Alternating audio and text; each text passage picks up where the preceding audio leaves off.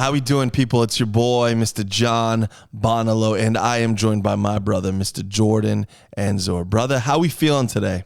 What's up, dude? It's a hot one out there. It's pretty hot out there. It is.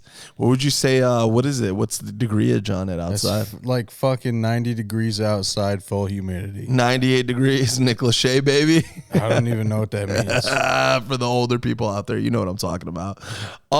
So we had a pretty eventful weekend. We just got back from Battle Creek, and before that, we were in Bay City for the Firework Festival, and we got to see a whole bunch of great bands. We got to see Mark Torrens, Bullet Boys. We got to see Slaughter. And the next day, we got to see one of our favorite bands of all time, Lynch Mob. Now, after that, Stephen Piercy closed out. It's Stephen Piercy's Rat, I believe they're calling it. Who's the lineup in that? I know Johnny Monaco, and then on drums is Blas Elias from Slaughter. And then on bass, I don't know the bass guy. I think the other guitar player's name is Eric Ferrantino or something like that. I believe so. And obviously Stephen Piercy. Yeah. Sorry, bass player. Sorry, bass player. I do know his name. I'm just spacing on it. So it was a great show. Honestly, who did they bring out for Round and Round? It was pretty, I was in shock and freaking the fuck out. Yeah, they brought out George Lynch at the end of the show. George motherfucking Lynch for Round and Round. How insane is that? It was very insane. Very, very much a surprise to all of us. You know, very none of surreal. us really expected it. I think, you know, it was unfortunate, you know, because, you know, they had to stop the Lynch Mob set early because of weather. Act of God. When Jordan says weather, I think he's talking about like full blown heaven came down. Well, they were playing Heaven Comes Down, and it was a full blown. I mean, you had welts on your neck, you would say, right, from that rain. Yeah, I don't know what was going on, but that rain was coming in sideways at like 90 miles an hour, straight up getting punched straight up into in my neck, in my ear, in my face. It hurts. So I filmed the whole set. Straight up water damage to my phone. Worth it, because that footage is once in a lifetime. I remember looking back at one point and everyone behind us was gone. I did not realize that until I was like, hey, I'm going to make a run for the front. But then I was like, all the security is gone. So I was like, who's going to stop me? Literally, security never came back to police the front. I didn't know that. I forgot there was a pavilion back there. I had no idea. I didn't know either. Somebody was like, everybody's staying dry back there in the pavilion. And I looked back and I'm like, yeah. Oh my God, that is where everybody is at. Literally everybody was under that thing. Tents blowing away. Huddled. So wild. Tents blown away, chairs getting blown over. I mean, it was just wild. Now, we did have rain protection, you know, but what did we choose to do with it? Yeah. Instead of wearing them, we chose to protect our vinyls, our merch, because we're sickos. Yep. So we went no poncho, no rain protection. And basically, I didn't get a chance to dry off until like 3 a.m. Yeah, the next day we had Battle Creek, and you know the whole night we had the blow dryers going in our shoes. We both only brought one pair of shoes, not thinking like, hey, it's gonna come down like wildly. They said it was just supposed to rain a little bit for like an a hour, sprinkle, yeah. And that was no rain. That was like act of God. That was like flash flood. Straight up act of God. Now, the band, George was on fire. He was loving every moment of what was going on. It was so wild. Yeah, he was having himself the best time ever. He said it's one of the best gigs he ever played. He literally said that. He was like, best gig I've ever played. Which is what I just said. Yeah, I mean, he literally said that. Best gig he's ever played. Now, not to mention George the best gig he ever played. Now, Jordan, that might be like, buddy, that might be like my top 10 shows I've ever been to. I mean, that was right up there. I mean, that was a magical moment. they would have played the whole set. Those guys were killing it. Jimmy, Jaron, Gabriel zipped up his jacket all the way. George was just looking into the sky. White on white leather. White on white leather, baby. So the set would have went on the whole time, but Jaron's bass rig blew up. Insane.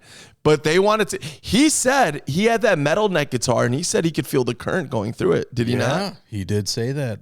I mean, that is a scary thing to be playing while there's a storm going down. That's terrifying. Well, you saw how that rain was pouring down on the stage, bro. Holy shit. That did not look safe in any way, shape, or form whatsoever. Yo, but George was throwing caution to the wind. He was just looking into the skies. He's just in it. He's connecting with whatever. Playing every single weather-related song you could think of. When the lightning strikes, that had to be the reason.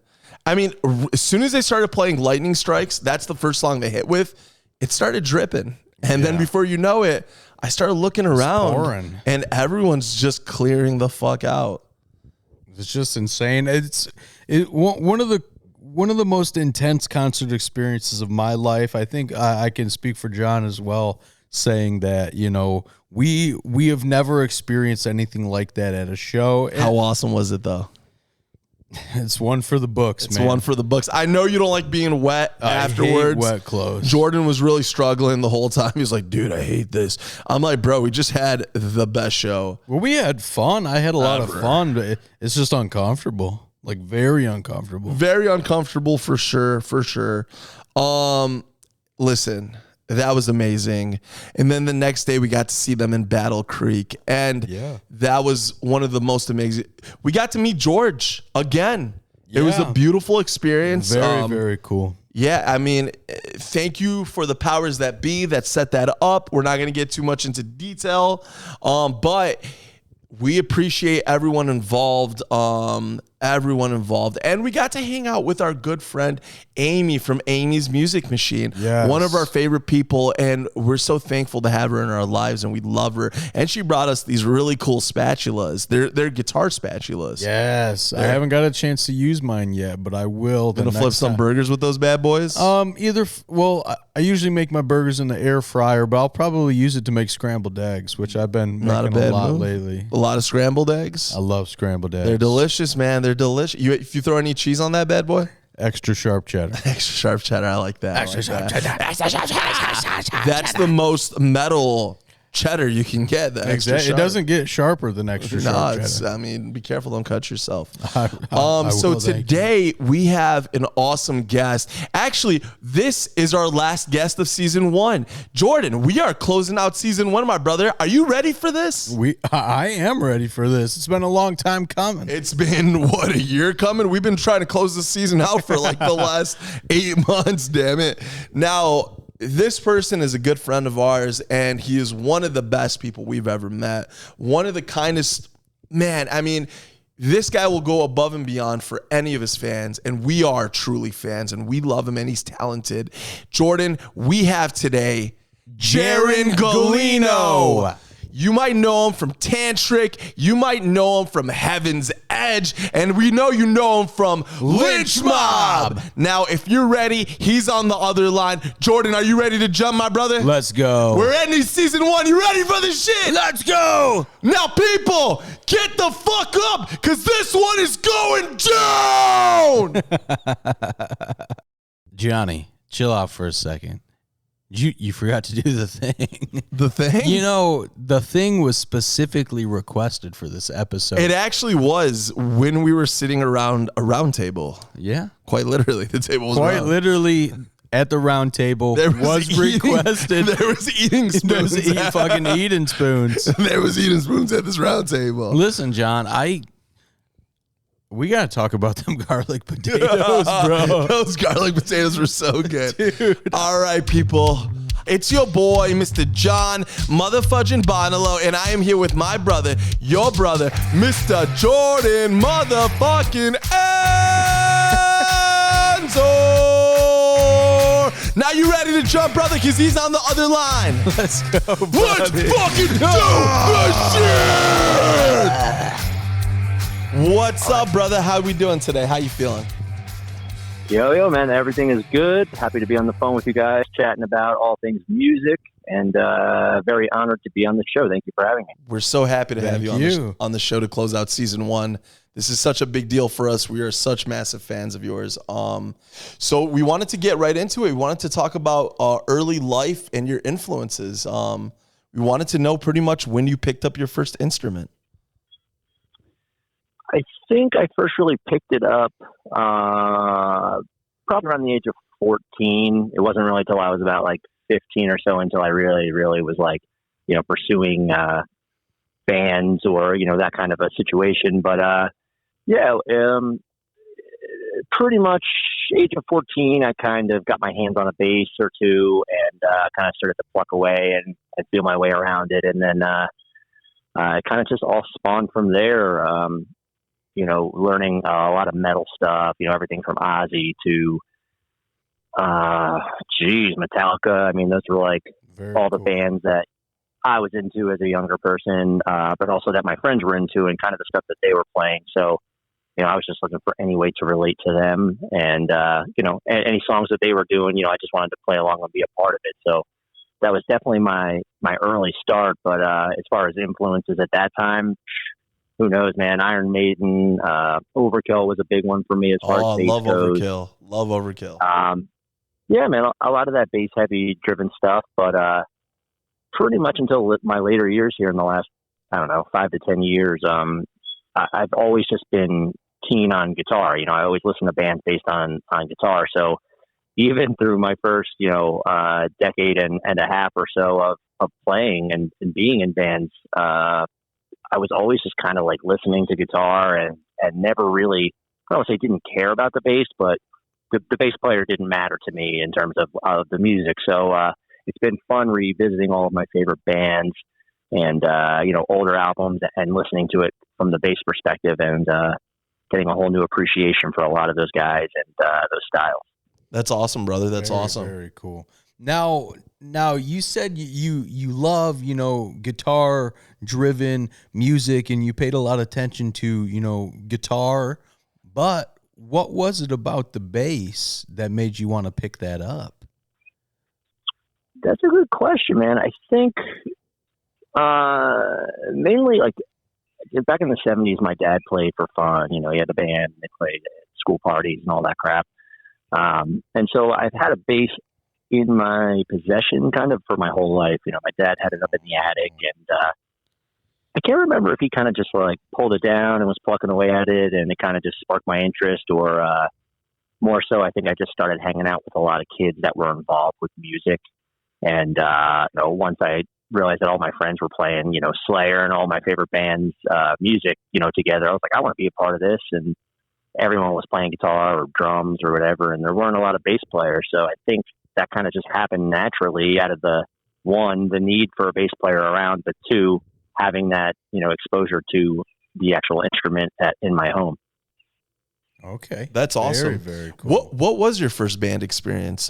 When did you form your first band or join your first band?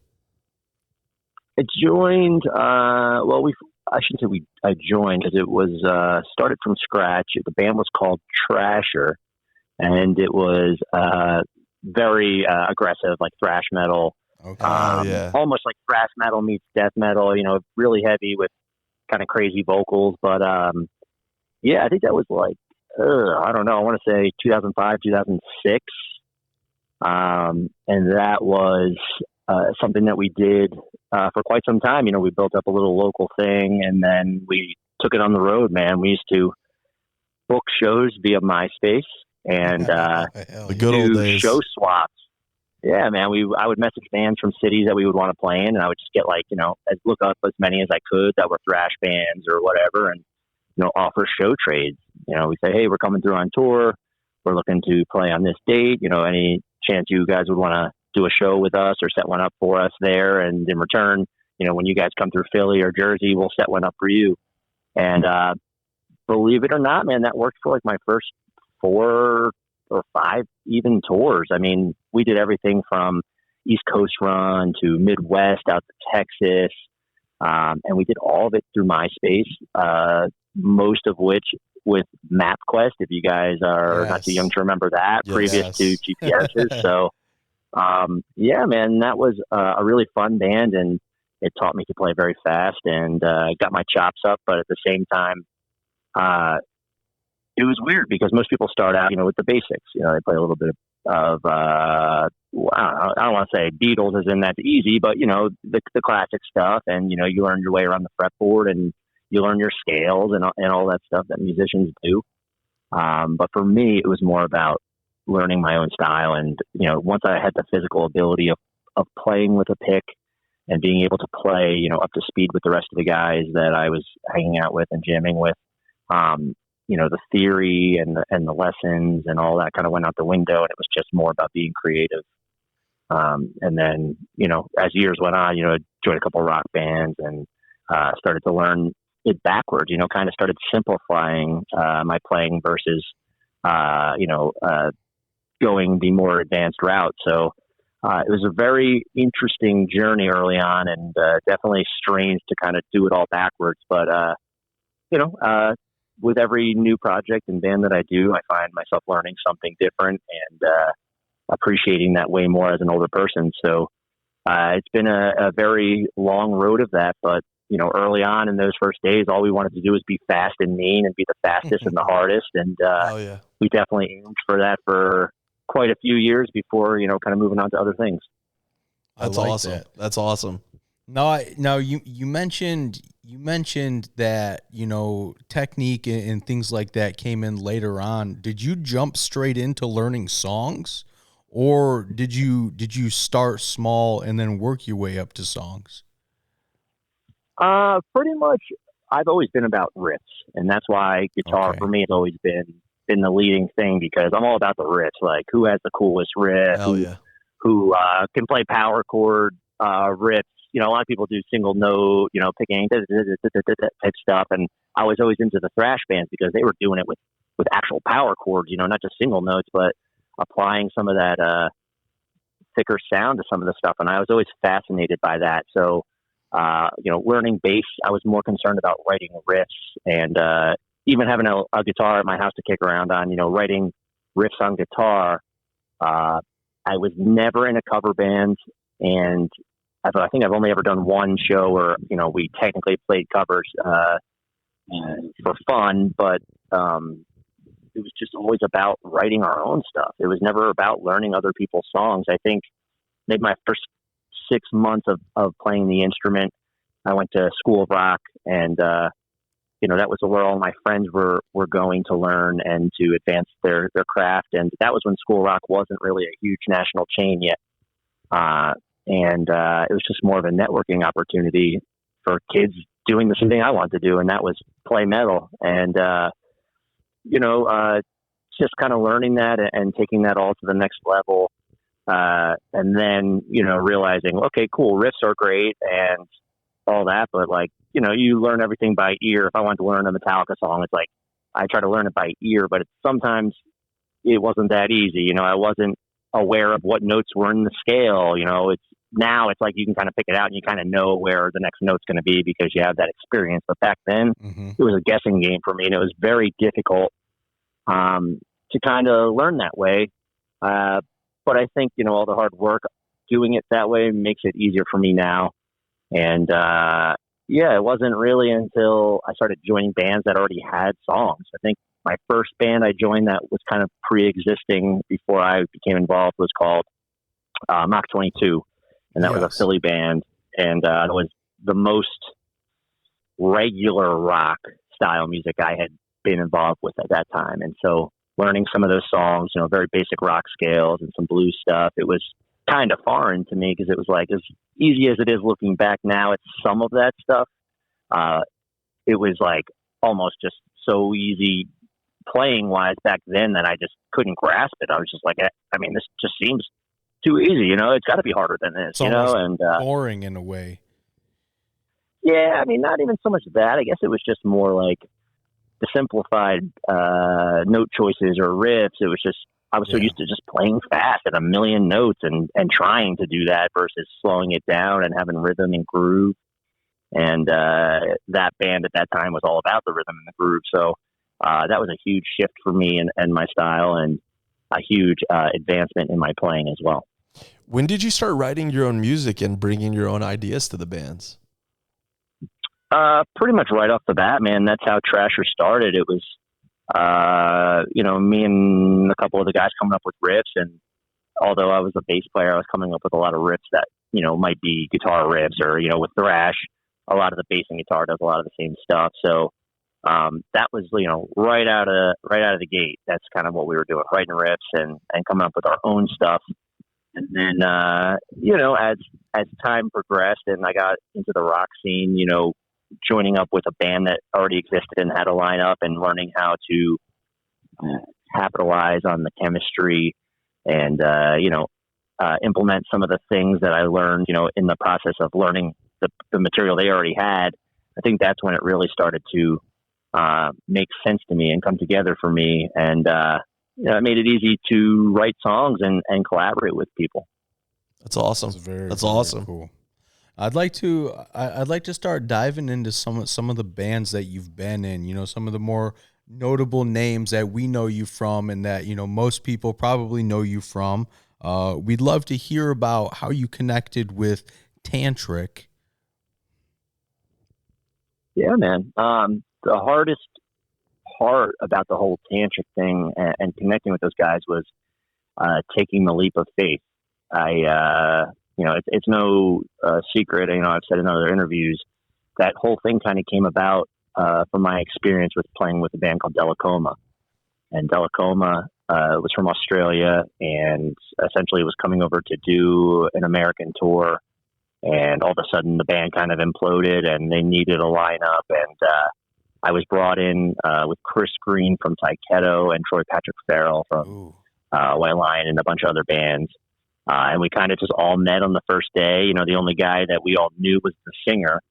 And, he flew over to the States, and we got together the first day in a rehearsal room and hashed out the songs. And that was my first time meeting Chris and Troy.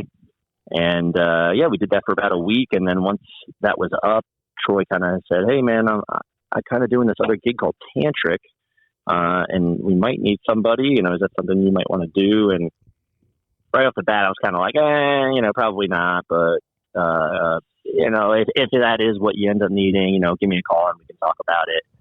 And so, literally, I don't even think it was a week I was home before Troy called me and said, "Hey, man, look, I'm going out with Tantric next week, and we have no band. I'm thinking about bringing in Johnny Monaco from Enough's Enough. And, we need a bass player. Is this something you would want to do?" And for me, it was like weird, man, because I had heard of Tantric, but I didn't know the songs. I listened to Breakdown, and I'm like, okay, I've heard this song before, I think. It's kind of familiar. And so that was kind of like, okay, I could get into this enough to play it and do a tour. And it was like I didn't have a chance to see what the tour schedule was. I just knew it was going to be something like 6 weeks. And then I started to weigh the other side of it, which was I have a full-time desk job. I work for a corporate company, and I have a place that I live that I have to pay for and all these different things. And, I started to kind of weigh it out, and I'm like, all right, well, this is probably the best opportunity I've ever had. And it couldn't have come at a better time in my life where I was available to do it. And I kind of just took the leap of faith and agreed, and they pretty much gave me 2 days to learn 14 songs and to fly out and jump right into the tour. But that speaks volumes of you as a musician as well, to be able to adapt to that and deliver. That's incredible. It was definitely scary at first, but it was actually Chris Green that had told me a week or two before. He's like, when the opportunity knocks, man, you just say yes and you figure out the rest later. You figure out how to do it, because the more you say no to things, you're just closing the door on opportunities. And I'm not saying you should say yes to everything, but at that point in my life, and having already been playing for, 10 plus years and pretty much doing the local thing as hard and as high as we could take it without, being a nationally touring band. I think we really milked that. So I knew for me, if I was going to take this any further or have a chance to, this was the opportunity for me.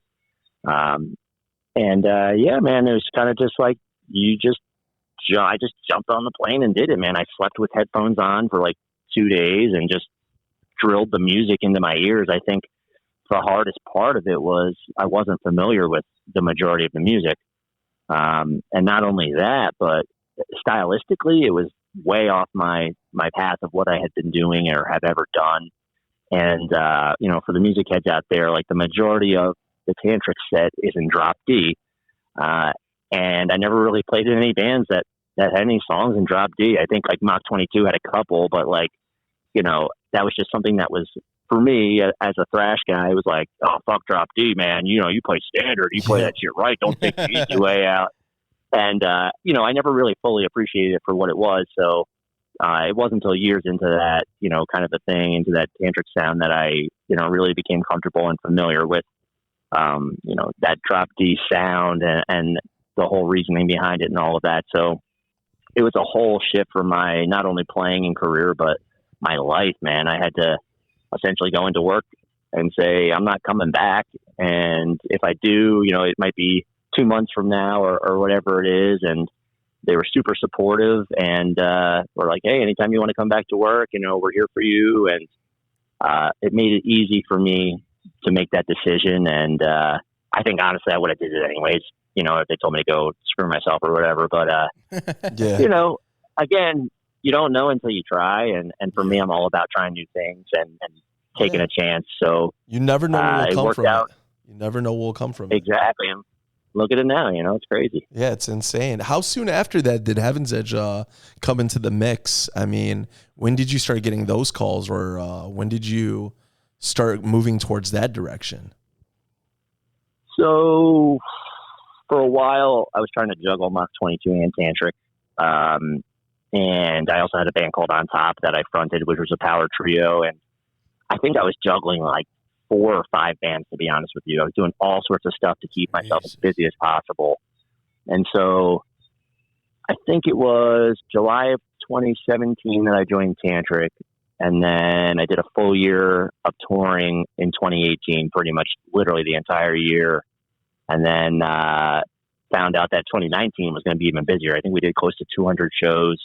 And most of those were part of this thing called Mudfest, which was Puddle of Mud, Saliva, Trapped, Saving Abel, and Tantric.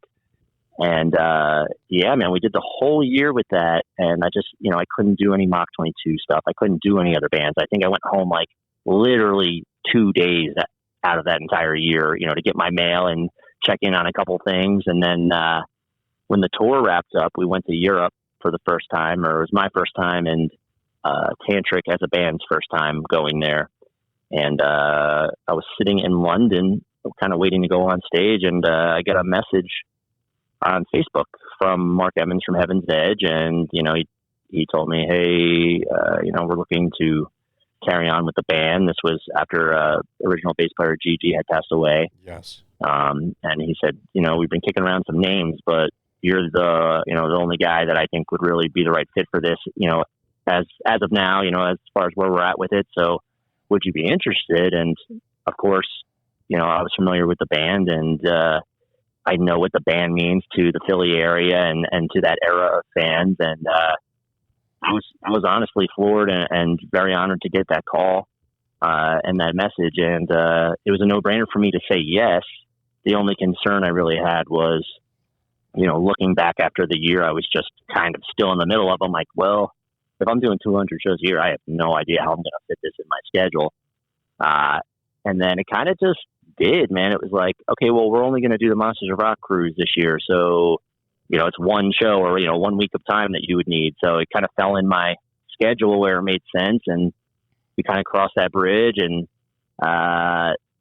just kind of made time for that, where it's been appropriate and where it's been needed. And those guys are great, man.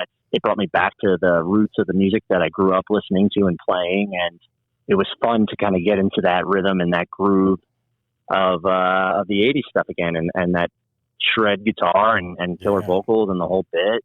And it was exactly what I needed at that time. And clearly it spawned into something much more active and beautiful. But yeah, man, getting that call, it was unexpected. And again, I'm always going to say yes to an opportunity. One, if it's a band or a style of music that I like and can get into and play, but also I knew the guys were great. I had met Mark before, and I had only heard great things about the rest of the guys. So again, it was a no-brainer for me to say yes. And getting down there to jam for the first time when I got back from tour, it was just like seamless. And everybody kind of just looked at each other and said, yes, this is what we want to do and how we want to do it. Do you want to join? And the rest is history. Very cool. Now, were you familiar with any of their music at all before? Oh, yeah. Okay. Do you have any favorites? Man, I've got a ton of favorites, man. They had reunited in 2013 here in Philly, and I went to that show, and I had seen them a few times. M3, I think, was another time, and super into the band because I had the album, I had the cassette, and being from the Philly area, I was fully aware of Cinderella and Britney Fox and Heaven's Edge and all the bands that people freak out about here. And yeah, man, my favorites were always Bad Reputation and Come Play the Game. Yeah. There's so many good ones, and it's funny because for years I would say we should be playing Come Play the Game or we should be playing Bad Rep, and you're like, no, let's play the ones that people want to hear. And it's just like when you have an hour set on a festival or something, or the cruise, it's hard to pick from 30 something songs that the band has. So it wasn't until like this year or last year that our drummer Dave was like, hey, I went on Spotify and I logged into our account and I see that some of our most streamed tunes are Bad Reputation and Come Play the Game. I'm like, I fucking told you guys. I've been trying to tell you that shit. Come on, guys. Yeah, so they finally made it into the set, and that's always fun and a real treat to be able to play those. Now, pretty much going back to your roots, and that's kind of like leading you into, at this point, getting connected with George Lynch. I mean, how did that come about? We heard a story where you guys went to do a meet and greet. You guys were checking out a show, and he asked your girlfriend to come sing on stage. Is that true? Yeah, man. So, the video is online. We went down to Colorado Springs to Sunshine Studios Live on one of our Tantric off days.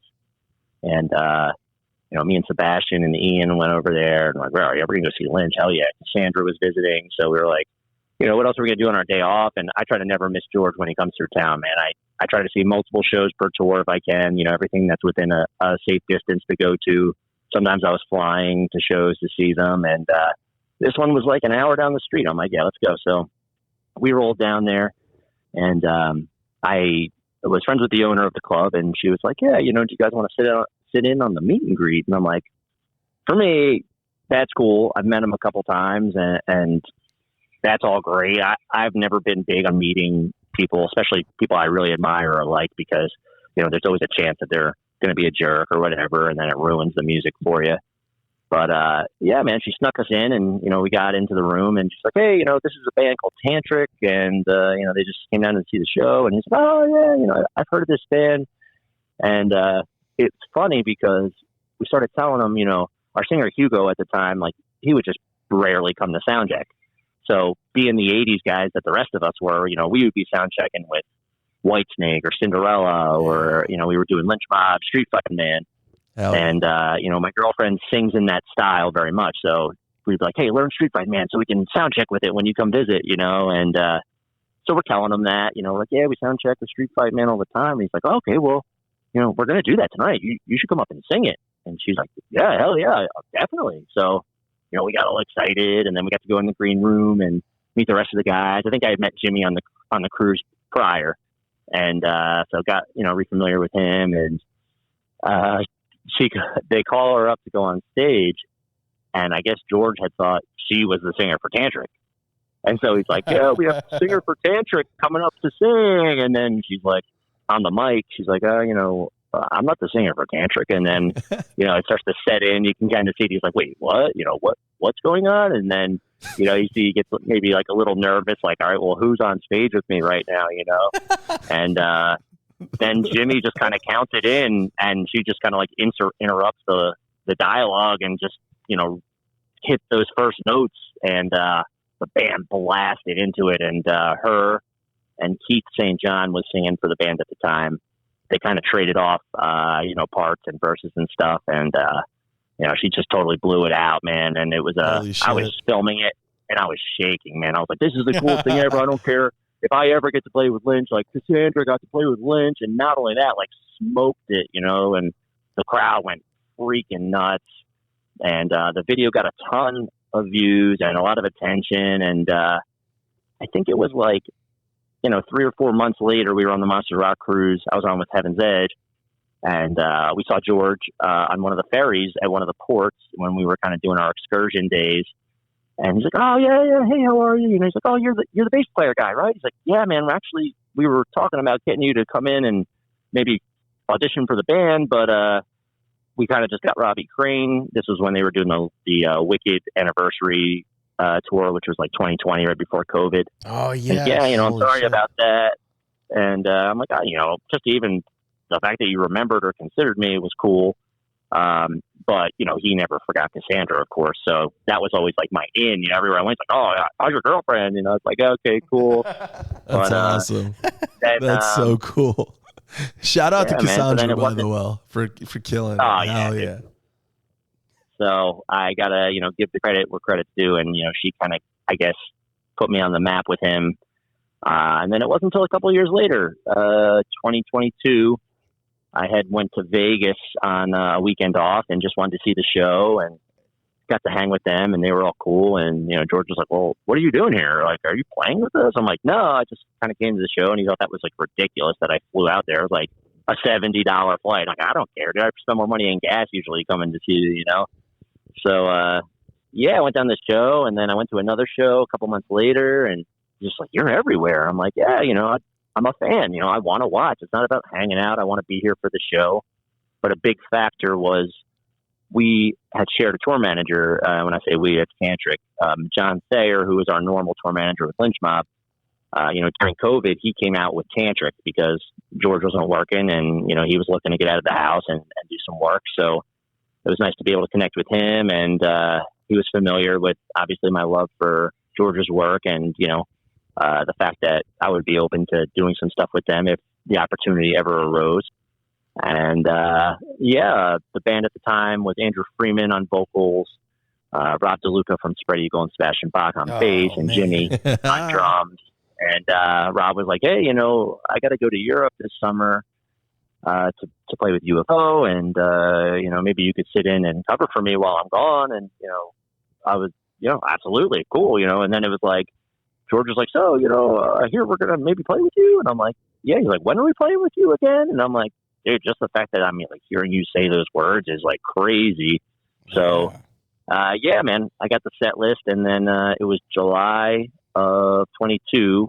I was supposed to fill in for 4 shows and did that. And 2 of the shows, we had Ray West from Spread Eagle on vocals, and that unfortunately didn't really pan out. And then the next week for the other 2 shows, we had Jimmy's buddy come in, and Travis, man, Travis Brock, he's killer, bro, and kind of a different style, not really the probably proper or assumed style or fit that you would think for Lynch Mob, but he got the job done, and we got through the shows, and I immediately flew out from there and went back to my Tantric tour that I kind of had to sub out for. I had my buddy Rick Reynolds from Australia, who is now a U.S. resident, filling in for me, and shout out to him because he's pretty much filled in for every band I've ever played with, as I, got a different gig and had to kind of sub out the old one to get to the new one. And man, he made it possible for me to go do the George gigs, and then, right back to Tantric. And I think it was, I don't know, maybe a month or so. I had just started this other thing called the Life Project, which is Josh Rand from Stone Sour and my girlfriend Cassandra's project. And they had put a couple EPs out, and got booked on this massive tour with Alice in Chains and Breaking Benjamin and Bush, and they were like, we need a touring lineup, do you want to be involved? And so that was like my entire August. So I went out with that, put the rest of the lineup together. We're on the road. And then it's funny, man, we were in Philly, and I was getting ready to play at the big outdoor amphitheater in Philly. It's actually in Jersey. It's called Camden, New Jersey. It's like on the water. So technically it's Philly, but because it's over the border, it's Jersey. But I'm like, man, I can't believe I'm finally, freaking going to play this place. I had played a lot of That's awesome. of the big places in Philly, and it was like on my bucket list, and I was all excited. I'm driving in traffic trying to get there on time, and my phone rings, and it's George, and he's like, hey man, any chance you could come back and do another gig in September? And I'm like, dude, absolutely. I didn't ask any questions. I just said, sure, you let me know when and where, and pretty much flew out to George's house in September, and like, hey, we're thinking about putting together, a new lineup of the band and calling it Lynch Mob again, because the shows I had been doing at the time, he was under the name The Electric Freedom. Yes. Yep. And so, we got to the hotel, and he's like, yeah, I'm thinking about, making this a band and doing it, as Lynch Mob and really doing a proper, push on this. And talked to Jimmy a little bit about it, and I said, you know what, absolutely, it would be an honor. How do you say no to that? Couldn't. And yeah, man, and that was the day that Gabriel first joined. I mean, he came down to George's house, and George and I sat in his living room with Gabriel, and we didn't have it was kind of unplugged, and we didn't have. I guess Jimmy wasn't there, or he wasn't around, or whatever it was. So George is like, oh, let me call my neighbor. So he calls his neighbor. He's like, send your son plays drums, right? Send him over here. So he walks over, and this kid literally just had a pair of drumsticks, and he played on his lap and on the chair just like a beat, not the right beats to any of the songs because he didn't know any of them. He was like literally I don't even know 13. But he's like, hey, here's the tempo, and just do this. And we played through, I think 17 or 18 songs like that, just sitting there with Gabriel, and he just sung, with no microphone, just right there, and was wailing away. That's wild. And holy shit, that's crazy. That was the moment, man. Wow.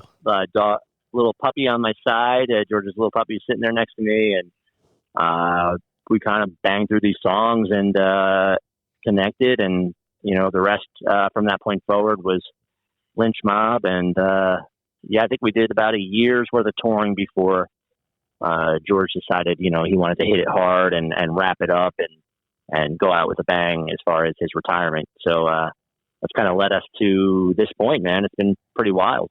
That is wild. That is nuts, my friend.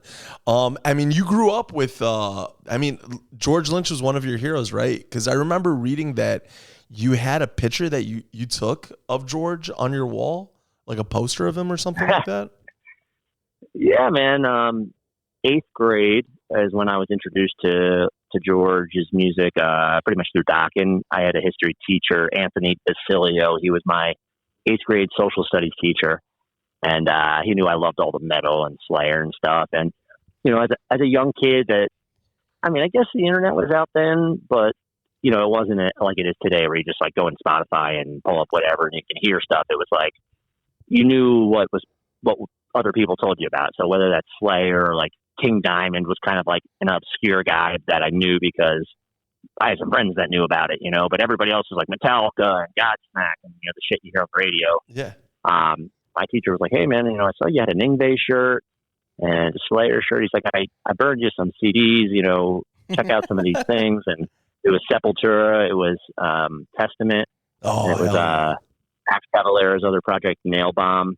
And then there was one oddball release, and that was Dockin' Back for the Attack. And he's like, oh, man.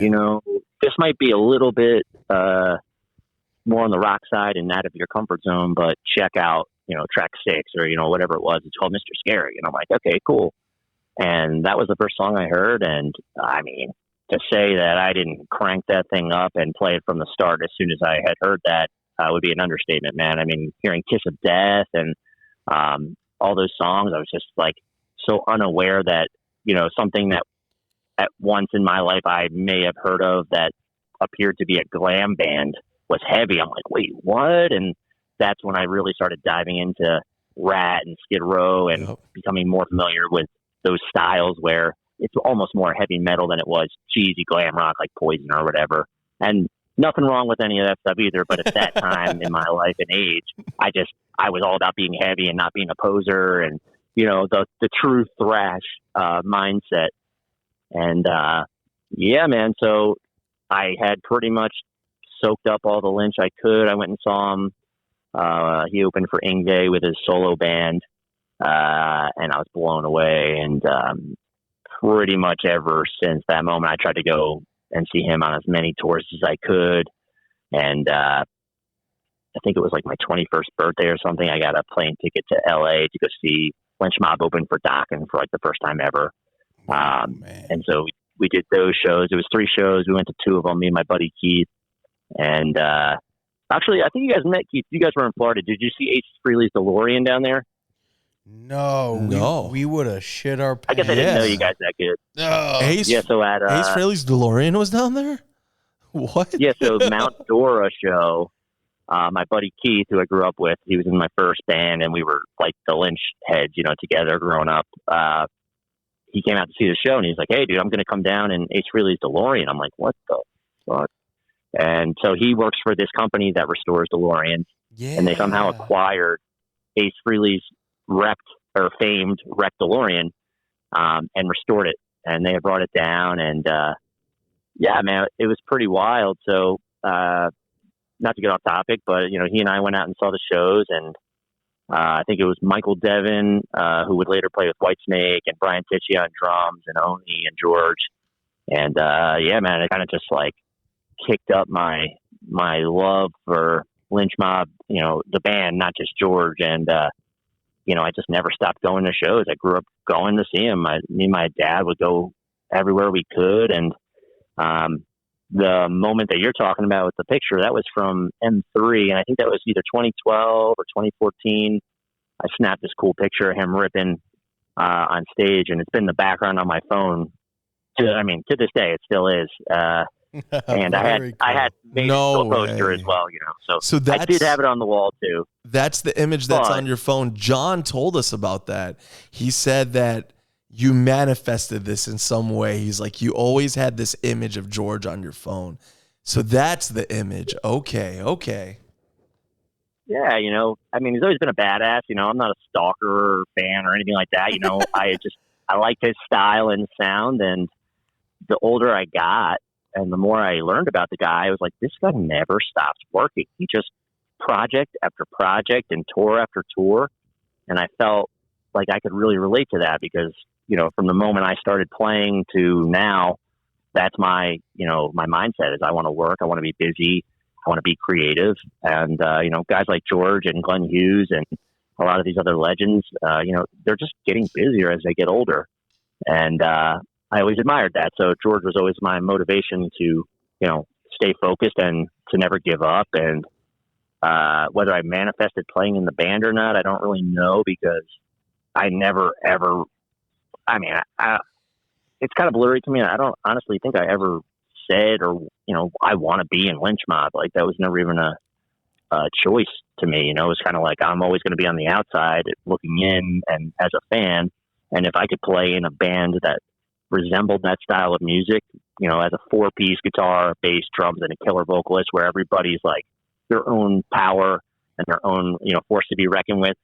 For me, that was always the dream. It was like 2 guitar player bands is fine. That's cool. But like as a bass player and somebody that wanted to stand out and be their own kind of identity and style, I felt like a band like that was where it's at because, when George takes a solo or any band that's a 4-piece takes a solo, it's up to the bass player and the drummer to kind of fill that in and to not just be playing one note, to kind of hold it down, create a melody or some kind of something that's memorable. And so that was always what I wanted. I just wanted to be in a band like that. So to finally get a call to play with the guy, I was like, I just didn't really even see that as ever being an option. And whether we want to say I manifested it or not, that was never my aim or goal, but of course gladly accepted when it became reality. Absolutely. And one of my favorite things about this lineup is You know, George never plays the same thing twice. And that's our favorite thing about seeing you guys. You're always, I mean, no matter how many times we've seen you, it's always a different show. And it's so awesome, you know. Our hero, Paul Stanley, Jordan and I's, one of our heroes is Paul Stanley. He always said, if you want to hear what it sounds like on the record, go listen to the record. If you want a live act, you know, come see us. It's going to be a different thing every night.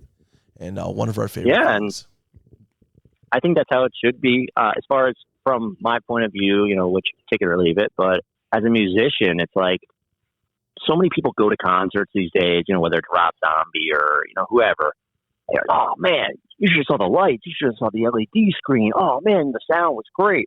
And it's like, that's great, but you could watch a movie and get the same thing. You could watch this on TV and get the same experience. Like, when I go to a concert, I'm going to watch the guys perform. I'm going to watch the fingers. I'm going to watch the emotion, the moments, the mistakes, whatever it is, because, you know, growing up and seeing that, everybody from George to Yngwie to Jakey Lee, you know, it's not that they can't play it note for note. It's that they're playing it raw from emotion. And a lot of those original recordings, that's what it was. It wasn't like, oh, I got to play something I'm going to remember how to do. It's more like, that's what I did at that moment, and that's what's on the tape. And when I play this song for the rest of my life, I'm going to take that same approach, and that makes it fun for me. And, you know, some nights, like you guys, I'm sure have seen, we'll do Wicked Sensation anywhere from 5 minutes to 25 minutes. Yes. And, you know, being able to pull from 50 plus songs that we know as a band, as far as the set list goes, you know, we change the set list almost every single night. And, you know, that makes it fun, and that makes it rewarding. And it also makes it a healthy challenge as a musician to push yourself and to kind of get outside your comfort zone. And also it helps me want to be prepared. You know, when I go home, if we're playing the same, let's just say we do 14 songs a night and we rotate a few out, you know, there's like the same kind of 20-ish songs. It's like, I got like 30 something other songs I should brush up on just in case George wants to play one of those. And he doesn't really ask. He kind of just starts the song, and you're like, oh shit, I hope I remember how to play this song. And so that is really exciting for me, and I think really badass. And I don't think a lot of other bands really do that, but, you know, props to everyone that does. And that's not saying there's anything wrong with doing the same set list every night, but even with Tantric, we would try to change it up. But after a while, it was like muscle memory, you know, you were just kind of, I didn't have to look at the drummer. I just knew what was coming next. I knew what the next song was. I didn't really even need to have a set list out on stage. And, you know, with George, it's like, it doesn't really matter what we write on the set list, because he's probably not going to play it in order, or he's going to go off of it or whatever. So, that is what it's become all about. You know, as far as back in the day, with Tantric or the other bands, it was like, cool, we're on tour, cool, we're meeting cool people. I always love meeting fans. That's great. You know, trying new restaurants and new towns that I've never been in. But now it's like, as much as I still love doing all those other things, now it's like, I'm going into war with the boys when 9:30 hits, you know, so I got to be clear minded and ready to go. Yeah. And, that is, for me, the ultimate reward and, achievement in my career so far. Well, and one thing that we really love about seeing Lynch Mob too is that every now and again, you guys just improv, straight up improv, like that Cadillac show.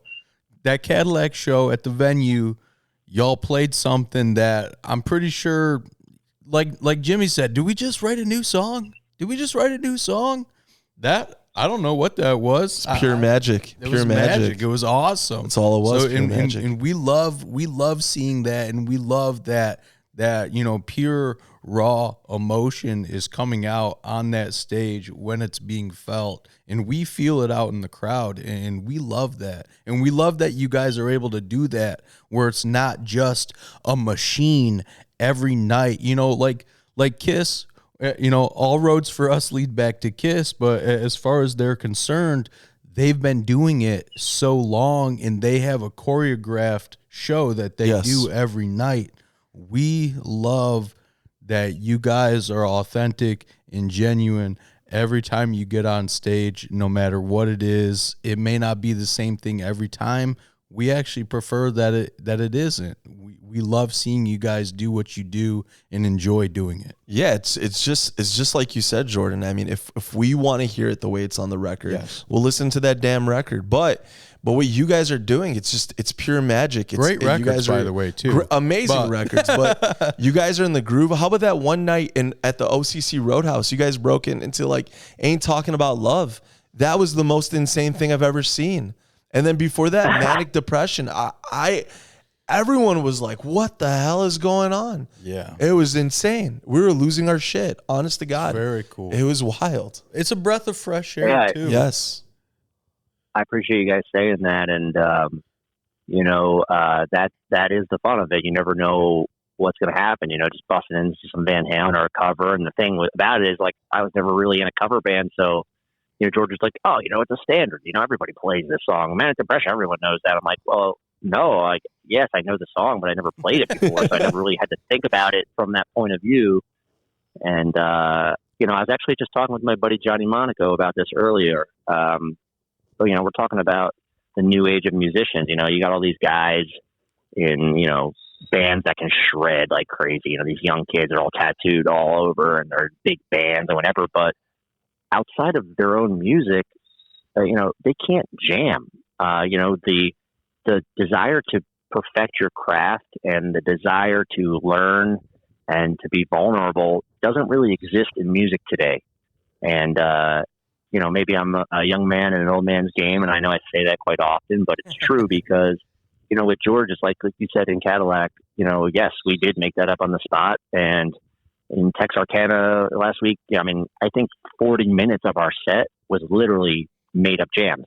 Awesome. So insane. As awesome as that is, that can be super nerve wracking for some people, even including myself, who has a pretty good understanding of the style and, the ideas that, where he might go on the neck or whatever, what note choices. But you still have to know your instrument on your own personal level to even be able to hang with a guy like that. Oh yeah. And, as much as I like to say I'm not very versed in theory and all that, I know enough, but it's very uplifting and rewarding to get through something like that and do a, even if it's 2 minutes or 10-minute jam, and to really come up with something cool and creative, and especially on the spot, in front of an audience, like that's jumping without a net, So that's something that I always loved about 60s and 70s music, and some of those older bands, Sabbath and Deep Purple, who just would jam and do 20-minute versions of songs and kind of go out there on a limb to the point of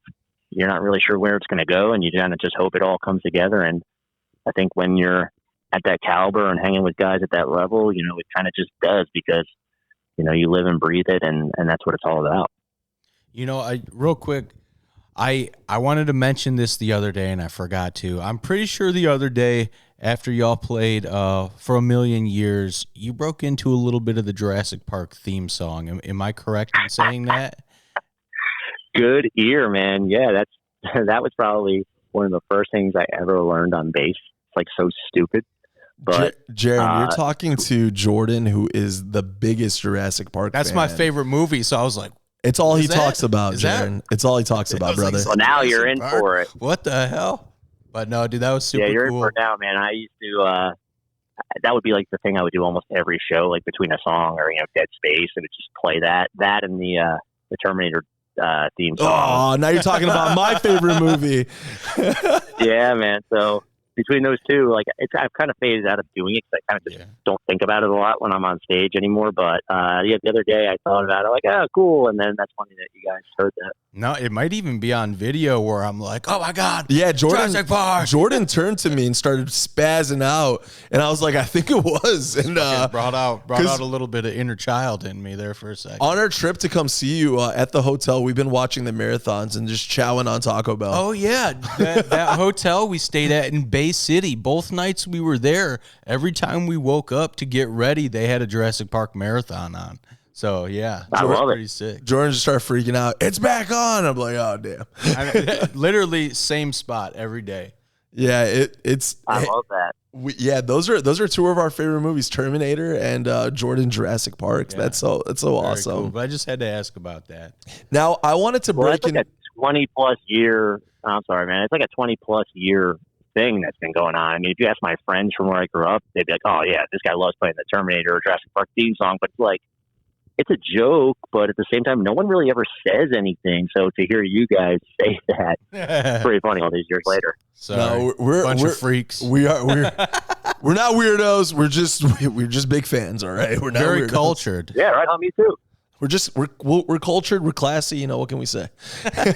So I want to break into you receiving a gift from one of your heroes, Mr. George Lynch. He made you a custom bass. Tell us about that, if you wouldn't mind.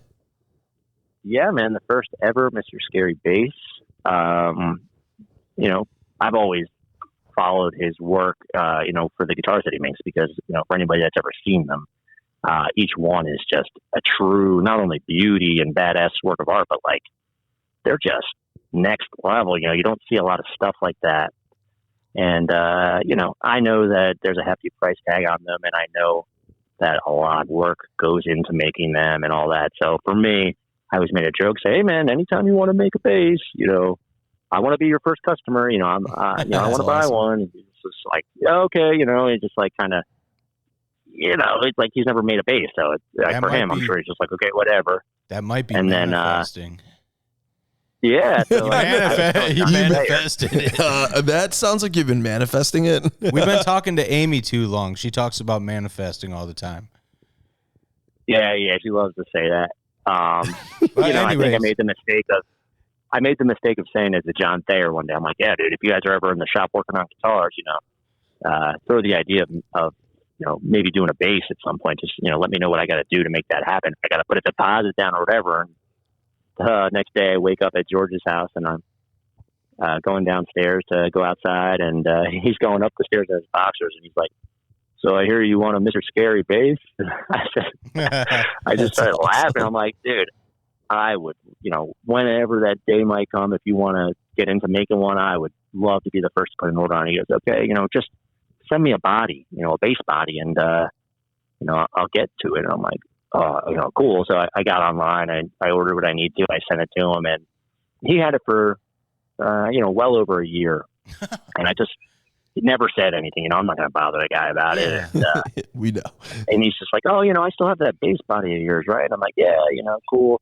And then one day I got a text a few months ago of him working on it in the shop from John. And he was like, "It's coming to life." And yeah, not long after that, it was done, and he mailed the body back, and I assembled the rest. And I'll be damned if that, what I like to call a piece of art, you know, something that I would love to have on my wall as a feature piece, didn't, you know, actually turn out to be the best freaking bass I have, man. The thing sounds better than all of my other basses. It plays better than all of them. And I mean, even after getting soaked in Bay City this weekend, yes, it dried off and played better. I mean, like, I don't know. It's just got to be magic in that thing. So it has to be. Yeah, to have that, you know, obviously super special, super monumental moment for me, but also, you know, turned into be the best tool in my toolbox. So I'm very grateful. And ever since I pretty much debuted that thing, I have people asking me almost every show about it. And oh, yeah. George said he's got people inquiring on his site about building bases for them. So, you know, I guess it's it starts something good. Quite literally a piece of art. It is beautiful. Like you said, next level. There's something about it. And you were telling me it was free-handed? Is that right? Yeah. So if you look at George's stuff, you know, he does these things called Klondikes, which are essentially the Tiger guitar that's carved out 3D, beautiful. You know. They're beautiful. The thing about it is, you know, he's got a way that he does it with a machine now, and like that's a design, and you know, somebody orders it, yes, it's the same cutout, but you know, he makes them custom as far as all the other stuff that he does to it. For mine, that cutout didn't fit the body because it was a bass body, not a regular guitar body. So he literally just free-handed the whole thing, and he was like, hey, just so the router kind of got fucked up and it went a little deep on a couple spots, and I think it killed the tone. It's probably going to kill the tone of this wood, and I'm really sorry, man. I almost think I got to redo it. And I'm like, it doesn't really look, that bad to me. I get what he's saying, but it wasn't until I, put it all together and strummed it for the first time. I'm like, I think that might have helped it, honestly. It just sounds incredible. So, yeah, man, he just kind of came up with that and did it freehand and knocked it out. And I'm very grateful, and that is a true honor for me to, even have and to be able to hold on to. Yeah, I was listening back to my video from Battle Creek. The tone is wild. It roars, man. It is something special for sure. I mean, just being there, I think we were going nuts just to be, watching Lynch Mob, one of our favorite bands, but to play back the video, I was like, holy shit. Well, it's very man. It's very cool that he cared about the tone like that, because we're talking about somebody that's quite literally been tone chasing for like 40 plus years. Oh yeah, 100%. So that that's a very important thing. But it's very cool that he cared about it like that. We really love that a lot. Yeah, man, just goes to show that regardless of gifting that to me or whatever it was, he actually still put some thought and some conscious effort and care into making sure it was something good and that I would like it. And, he could have just slapped whatever paint on it and given it to me and I would have been happy and, whatever. But, to have him go all out and really make it, top notch was, really a treat. Yeah, it's a beautiful gesture. I mean, it's insane. So I would like to ask next, what's the craziest tour story you have from being with Lynch Mob or any other band? Anything you could share? Oh man, dude, it's so hard to answer these questions. I get asked a lot. It's like my years with Tantric were crazy, and being in a band with Hugo, the singer. I mean, the guy was just a total wild card, and I mean, you name it, I've seen it. As far as crazy situations on the road with them, but even with Lynch Mob, we see some crazy stuff, and we've had some people involved with our camp of workers or whatever that were just crazy too. And honestly, at this point, I don't know if it counts as crazy, but definitely one of the wildest things. Honestly, was that Bay City show last week. I mean, playing in that rain and not only playing in it and like finishing the song, but like continuing to play, for me, it's like I'm not stopping until George or Jimmy stops, because those are the guys, you worry about the health and you worry about the safety. And on stage, especially when you're wired, you're not playing wireless, you got to worry about electrical currents and getting zapped and dropping dead on stage. And it was weird, man. Like that rain kind of came in. I'm like, cool, we're gonna maybe get a little wet, and then the wind came and it blew all over all the gear and wrecked all the gear. And I'm like, okay, now we're getting soaked, and we're still powering through this song right now. And it's like, not only are we trying to get through it, but we're doing the extended end of For a Million Years. It just goes on, and George going off. He's having the time of his life up there. Yeah, he was looking into the sky. He was like possessed. It was so cool. But that wasn't just a regular rain either. Like literally monsoon, Wild. Raining sideways, pelting my neck, inside my ear. That shit hurt. I don't know if you were feeling what we were feeling out there, because we didn't have like rain gear on. We used our ponchos. Either did they though. Either did they. Like we used our ponchos to cover our records so they wouldn't get wet. We were just out there getting pummeled. Yeah, I was trying to figure out how to get closer to, because I was filming the whole thing. My phone straight up water damage. Worth it. 110% worth it. But I was just watching George and watching you guys, and that guy was looking into the sky kind of like, whoa, this is amazing. He was having the time of his life. It seemed like you guys were all just having fun. Yeah, show aside, that was some of the craziest rain I've ever seen. Ever. It kind of just like blew in really fast and then left, and it was just like, what the hell? But yeah, man, I mean, the craziest thing for me was that there were like no city officials like saying, all right, we got to stop, it's getting dangerous or whatever. Welcome to Michigan. And so nobody said nothing. Yeah. yeah, usually they get the fire marshal on the side of the stage for, whatever, making sure the regulations are all met. But, George wasn't stopping. And then Jimmy at one point stopped thinking, okay, we're done. He went back to the green room. And then I go back there. I'm like, dude, this guy wants to keep playing. And so came back out, and then they literally kept playing. I mean, they played a whole jam without me because I plugged in like 4 different amps. All of them were fried. All my gear was completely wrecked. Oh, man. Yeah, man. So I would say that was one of the craziest things that definitely ever happened on tour, but definitely for the Lynch Mob side. And I think as far as any other crazy, wild stories, I think you're going to have to wait for the book one day because there we go. We love that. I've got a million and they're really hard to think of on the spot. And gonna need a signed copy of that. Absolutely, man. Some things are, going to be the book only edition because they're probably things that may be inappropriate until an appropriate time to tell the stories. How about that? Hell yeah, we're so excited for that. So excited for that. We're happy to be part of that history of one of the wildest shows you ever played. We had the time of our lives. I was like, this is the coolest thing ever. I was soaked. All we cared about was our records not getting wet, so we used our ponchos to save our stuff, which it did. It helped. Oh, you're 100%. But I did not enjoy having wet clothes up until like 3 o'clock in the morning. That was pretty wild. That was definitely. Oh, dude, it was gross, man. My feet hurt. And then I think, honestly, that was probably, I don't want to say the only time, but like considering that I lost like all of my gear by doing that and performing and not stopping and covering my stuff up. I can't honestly say even for 1 second at any time between now and then I was even upset at all, even angry or sad or anything. I'm like, okay, well, there goes, thousands of dollars worth of stuff, but worth every second of it. And then, I guess, there is a silver lining to it because the next day, like half my crap fired right back up, no problem. So how awesome is that? Very cool. It's just a happy ending to a crazy day.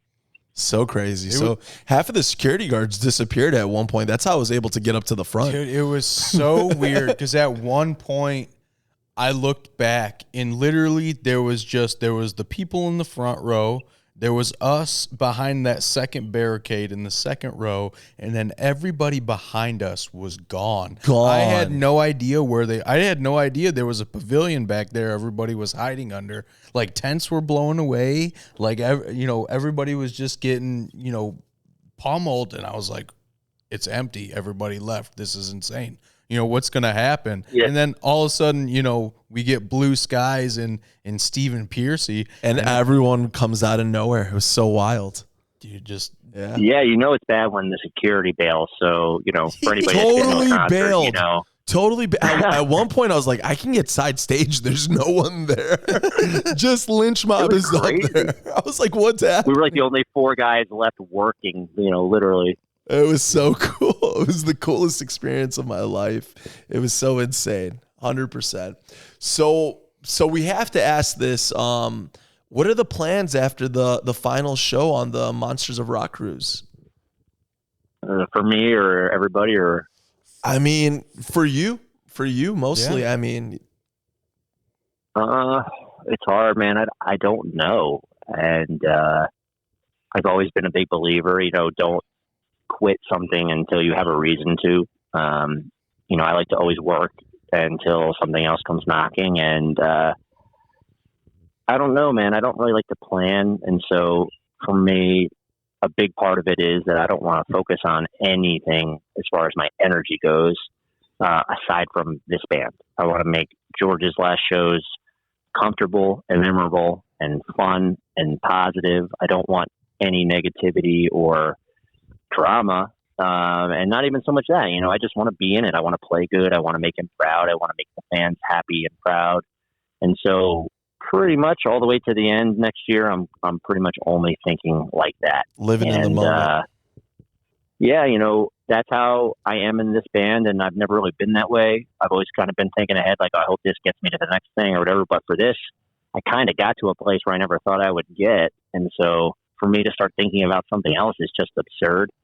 And I think, I'm purposely planning ahead, even though I say I don't really plan, but in terms of like, putting some money aside just in case I don't have a gig right away. I just want to be able to, all the way to the very last day, say that I was 100% invested in this and making this a success. And, if I get some offers and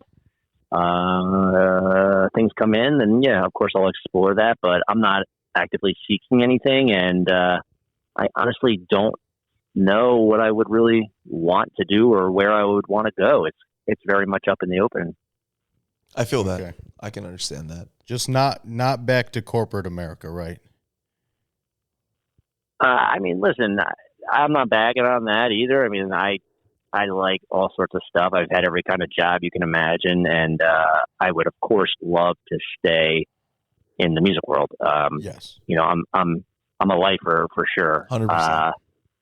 If I had to go back to a regular job to hold me over, then you got to do that to survive. But I would still be pushing just as hard doing music. Obviously, I would just be, I guess, doing things that didn't pay as well or didn't pay the bills enough to where I could only do that.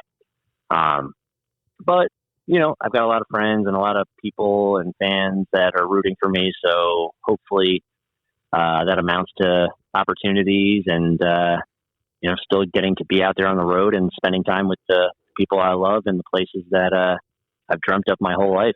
Yeah, you got two fans here. We're two of your bigger supporters. I mean, we love what you're doing and we want you to keep going forever, honestly. I appreciate that.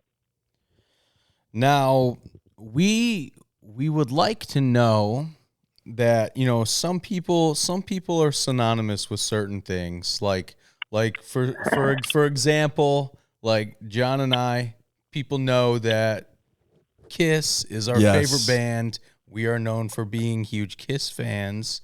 You are known for loving Mountain Dew outside of being, a monster musician, but you are known for loving Mountain Dew. We would like to know when this started.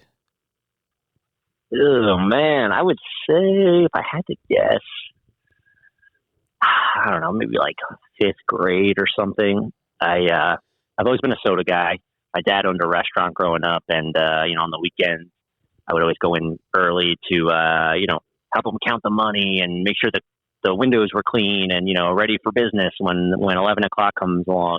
So very cool. Awesome. I would always be refilling a cup on the fountain. I'd be mixing all the sodas, orange, Sprite, Coke, all these things. So I've done it. I was always a soda guy, and then it wasn't until probably like 5th grade, a buddy of mine named John Curtis, he had some Mountain Dew Code Reds. And I honestly can't say that was the first time I ever had it because I don't know.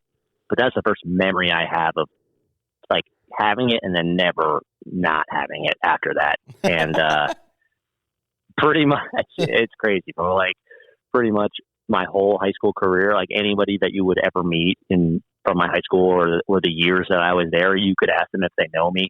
And if they remember me, chances are they would say, "Oh, that's the Mountain Dew guy," because I would stock my entire locker from the bottom all the way up. No books, nothing but cases of Mountain Dew. No and way. I think it was like 9th grade when I went to high school. They had soda machines, and then the next year they got rid of all soda in school, and so it was like lemonade and all this bullshit. So like anybody that wanted soda either had to bring it from home or couldn't get it. So I would just stock up and I would sell cans of it. I'd bring it to the library. I'd bring it to the lunchroom. I'd bring it to class. I'd be like, $1 a can. And then my first job ever, I was working at the Acme grocery store by my house. And these little punk kids that were like skater boys. I was a skater when I was younger. So as I got older, like the younger skater boys would always like, come skate outside my house trying to get me to come out and hang out. And I would always, make friends with these kids because they were cool. And I don't know how we came up with this plan, but somehow I would get these rolls of the paid thank you stickers that you get, when you go to the grocery store and you have like a 24-pack of soda. Like you don't want to put it in the bag and you don't want to, put it in the cart or whatever. So they just put the sticker on it so that you can prove that you paid for it. And somehow I would get these kids the stickers, and they would just come into the store when I was working, or even when I wasn't working, and they would take every single case of Mountain Dew off the shelf and put it into one cart or multiple carts, and put the stickers on it, and then just walk out. Wow. And they would bring them to me for whatever, whether I asked them to or not. And then I would just sell them at school or bring them home. And that was like high school. And then I remember when I got my first car, it was a pickup truck. My mom for Christmas filled the entire bed of my pickup truck with Mountain Dew, like cans and cases. So it's been an ongoing thing forever. And, down to the point of now, it's like I have fans that come and they know I love it. So they bring me Mountain Dew slippers or chapstick or socks or whatever, and cases of it. And then, when you're in a band where you actually, get paid a little bit, you can request stuff on your rider. And I would always put Mountain Dew in my rider as I was given the opportunity. And now I just bring home tons of Mountain Dew when I do runs where I can drive home. And my basement is just like, I have like a soda refrigerator, and next to it, it's about almost 6 foot high, I would say. I mean, I literally have cases and cases stacked up next to it of Mountain Dew.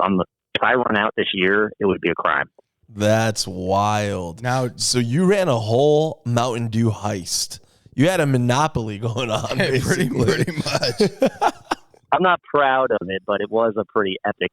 It sounds pretty damn epic. Going on.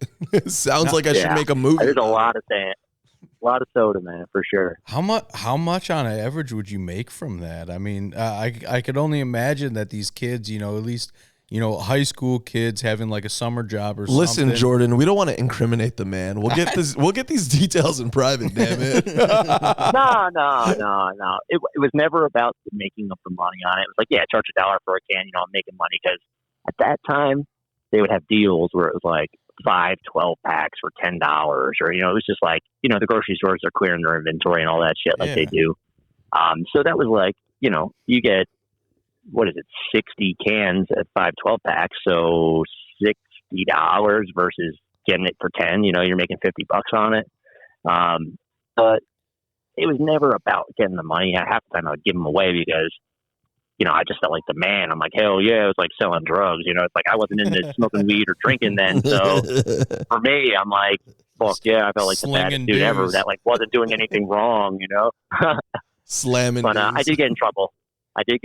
My principal called my mom, and she was like, look, I don't care if he, wants to drink soda, but he's got to stop drinking so many. I was drinking like 24, between 12 and 24 a day at one point. Shit. Wow. And like I would go to parties, and I was never a partier in high school or even in college. I didn't smoke weed until I was like 20.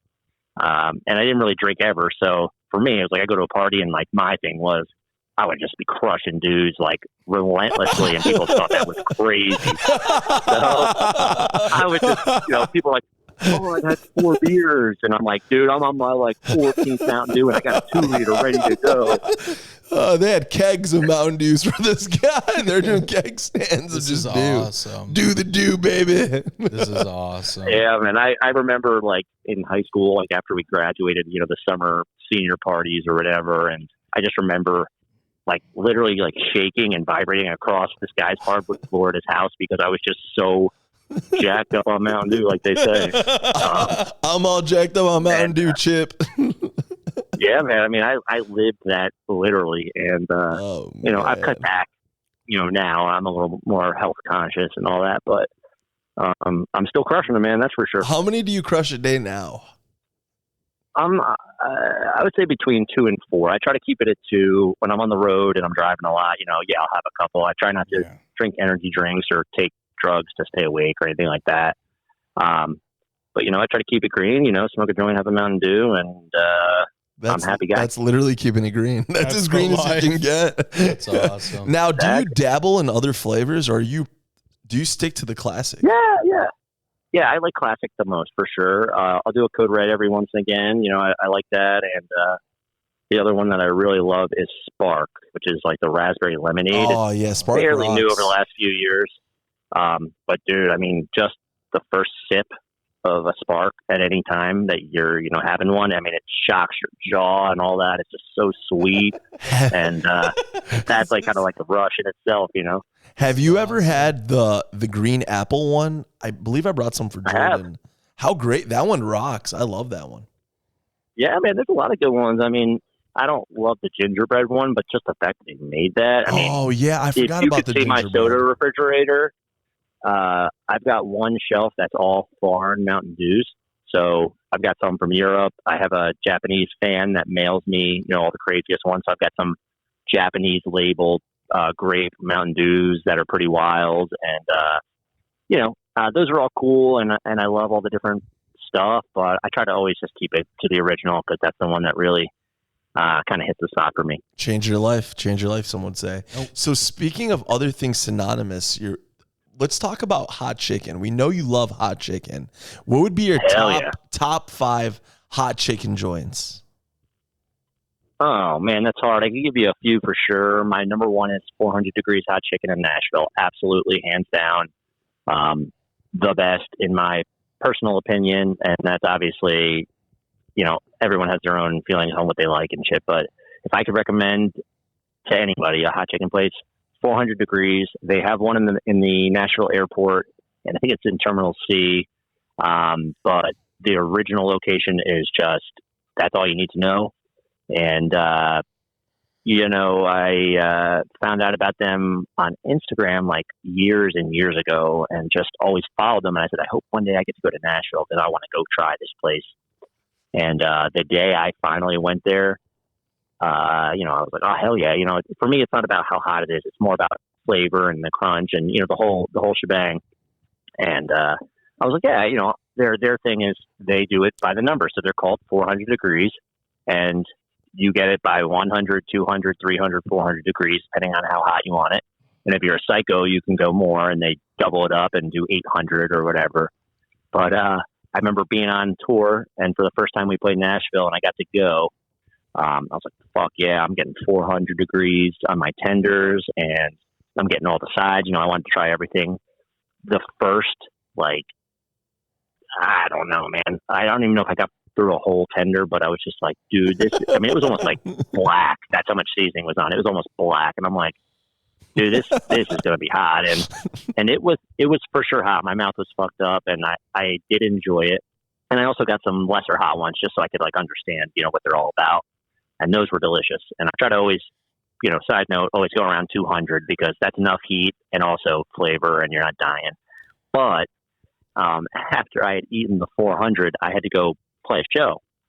And Jeff LaBar from Cinderella came down, and he's Sebastian's father. He's a good friend of mine. And I'm like, Jeff, come down to the venue early. We're hanging out.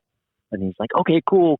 So he comes down to sound check, and I'm like, cool, I can't believe I'm hanging out with Jeff. Usually it's like in a family setting or whatever, but here he just came down to hang, and I'm like, feeling like the man. I'm hanging with Jeff, and all the other hands are like, is that Jeff LaBar? I'm like, hell yeah. And I'm standing on stage, and all of a sudden I just feel like a weird wave of a temperature change come over me almost like I just stood under an air conditioning unit for some reason. And I looked down at my arm, and I kid you not, it went from being bone dry to in 2 seconds completely beat up with water. And I was like, oh shit, something's really wrong with me.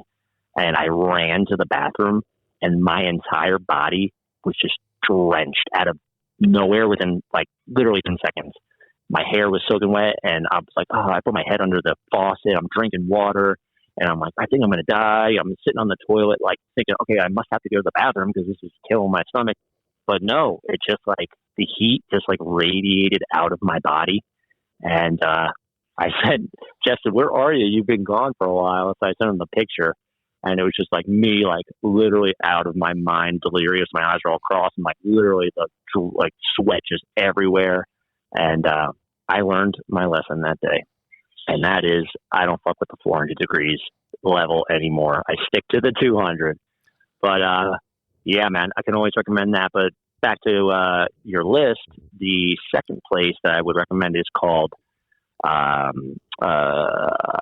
Ray's out in California, and that's how I found out about 400. They started kind of like helping get 400 Degrees on the map, or vice versa. They're kind of work together to formulate what they would become. And that's become a big place out there. And their crunch game is big, and their heat is good. And then, of course, you got like the Hattie B's, and those are all great too. And Dave's Hot Chicken is probably the biggest hot chicken chain now. I would say I'm so. trying to think. Yes. Yeah, there's no others that are out as many places as they are. I'm a Hattie B's guy. There's something about it. The flavor, everything about it is just perfect. Now, Jordan has been rolling his eyes the whole time. Jordan is not a fan of heat. He thinks we get into it all the time. Jordan, what do you always tell me? I don't. Why would I want my mouth to fucking burn? That sounds like it sucks. He believes there's no flavor if there's heat. Well, there has to be a threshold, right? There's a threshold where it's just it can't be enjoyable. It totally is, man. It just can't. You've never really had it, I would say. I don't want it. That doesn't sound like fun. Yeah, I think there's a fine line there because, like, it's known as hot chicken, right? So, the thrill is you go there with your boys, you see how hot you can eat it, and pick it, who's the man and who can last. That's all great, too. But I like chicken is kind of like Mountain Dew for me. I'm also known for being a chicken freak. Yep. And so going to hot chicken places, like, I'm kind of with Jordan there. It's like, I don't want to wreck my mouth or potentially the rest of my day or multiple days putting something into my body that's going to fuck me up. But, I try to keep it where I still get a sweat. I still got to put my hair up because it's friggin', all over the place. No, Jordan doesn't want any heat whatsoever. That's not true. I enjoy spice. Black pepper doesn't count, Jordan. Motherfucker. No, like I enjoy a little spice, some kick, but like when it comes to like actual like burning, I am out. I have no interest in that whatsoever. I'll stick to honey barbecue. That's spicy enough. I definitely get both sides of it and respect to both, but I will say this. Anytime you guys are passing or around Nashville, I will pay for your first 400 Degrees experience for you guys to go, and the only stipulation is that you got to pick me up some while you're there. Yes. I have been known to eat it 2 days later, being left out just because they fry it so hard and have so much crunch that it's that good no matter what or when you have it. Okay. But if you like Hattie B's and you like Prince's and all those places, you're right in the ballpark. I think 400 Degrees just like, I don't know, man. I think it just has a little bit more of something that the other places can't figure out how to do. And that's why they are the reigning champs. And the woman, Aki, that runs it is absolutely fantastic. And, it's become an entrepreneur and really grown the brand, enough to get an airport location, which is pretty huge. And she's been a big supporter of me. And that's not why I love the place. I love it for the food, but just nice to know that, the people that are involved with it are also really cool, and it makes you want to support even more. I just had Princess for the first time. It was pretty great. Pretty great. Still doesn't knock out Hattie B's for me. There's just something about Hattie B's. I don't know what it is. I love Hattie B's too, man. I'm not dishing it on it, man. I'll have that any day that I can get it, but until you have 400 Degrees, I shouldn't say until, but once you do, then we can talk more in depth. But definitely one you guys have to try. And we will bring you back some. Absolutely. We'll have to block off a day after that for recovery. For Jordan, I'll do the driving. Jordan can recover. There we go. So you're also no heat or 200 or something easy. Yeah, probably no heat. All right, there we go. Honey barbecue. Man, throw mayonnaise on that bad boy. Guys, the mayonnaise is spicy. Hey, is this ketchup or is this hot sauce? So we understand you're also a fan of Raising Cane's. Oh, yeah, man. I think, as far as fast food goes, for a chicken place, like, Hattie B's and all that, I don't really consider that fast food at all. Those are restaurants, but Cane's for me is everything. Some people love Chick-fil-A. They love, I hate to say like a McDonald's tender, like whatever. I don't judge whatever, but I think Cane's for me is where it's at. And it's really, I think there's a couple other places, Zaxby's, and there's this other place, Scratch Magoo's now, that's becoming pretty big. What about Cane's, in my opinion? He just said Chick-fil-A. Oh, did he? Yeah. I missed it. That's like the most obvious one. I mean, it's fine, but you ever like eat at a place or get food? Like out here where I live, there's a place called Wawa, like 7-Eleven, you know, you get gas and all that I shit. forced Jordan to go to Wawa's when we were in Jersey. Yeah, so you know what it is. So Yes. you can get subs and shit there. You know, they do all sorts of stuff. Pizza. The problem is it has its own taste and flavor. Like you can tell when you're eating, you're like, this is from Wawa, because they have something in the ingredients that makes it apparent. And so Chick-fil-A for me is very much the same thing. I could close my eyes and bite it, and I know that it's Chick-fil-A. And you know, I know people have their love or hate for them because it's not open on Sundays and all that shit or whatever. I hate gay people, whatever. I don't care about any of that. It's not about that. For me, it's Cane's. Cane's smokes, but the problem is this, and I'll be the first one to admit it. You have to eat it like in the first 5 minutes. Yes. If you go in the drive-thru, you got to pull over right away and eat it, or go in and eat it. If you save it for when you get home, it's junk. Sauk City. It's just soggy. Soggies can be. Yeah, you can't. Yep. You can't. So, yeah, man, that's my thing. Cane's on the road, you know, freaking, I've got the Caniac card, right? So I just be like 150 visits on my card, you know, like in a year or like not even. And I go in and ring up my meal and they'd be like, oh, you have a Caniac card? And I'd be like, yeah, and they'll swipe it. And the guy would always have like a nervous breakdown at the counter. He'd be like, holy crap, you got a lot of visits. You must come here all the time. I'm like, yeah, man, I get a lot of Cane's, but you know, at the same time, I'm just a chicken guy, man. I don't want McDonald's. I don't want Burger King. I want chicken. So where do you go? You go to a chicken place. And I try to not really get fast food if I can help it, but I am a sucker for Cane's. And my other big one is Whataburger. And Whataburger for me is the greatest fast food place next to Cane's. So I'll leave it at that. Whataburger is good, but that debate between that or In-N-Out, I got to go In-N-Out.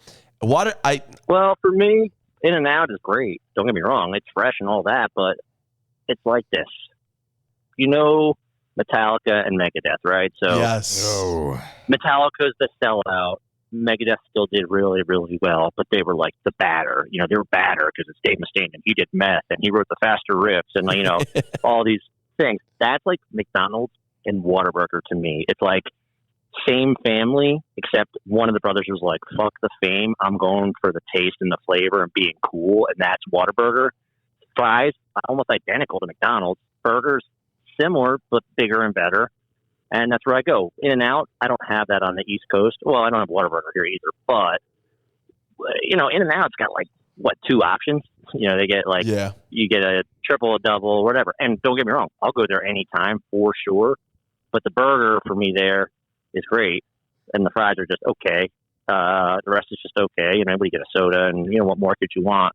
Whataburger, it's like I don't even care if it's cold. I know it's going to be good, and they got a bunch of different things. So that's why I go there. And plus, the logo's cool as fuck. The logo is so sick. It's the coolest logo. Yeah. That's what made me turn in there. Yep.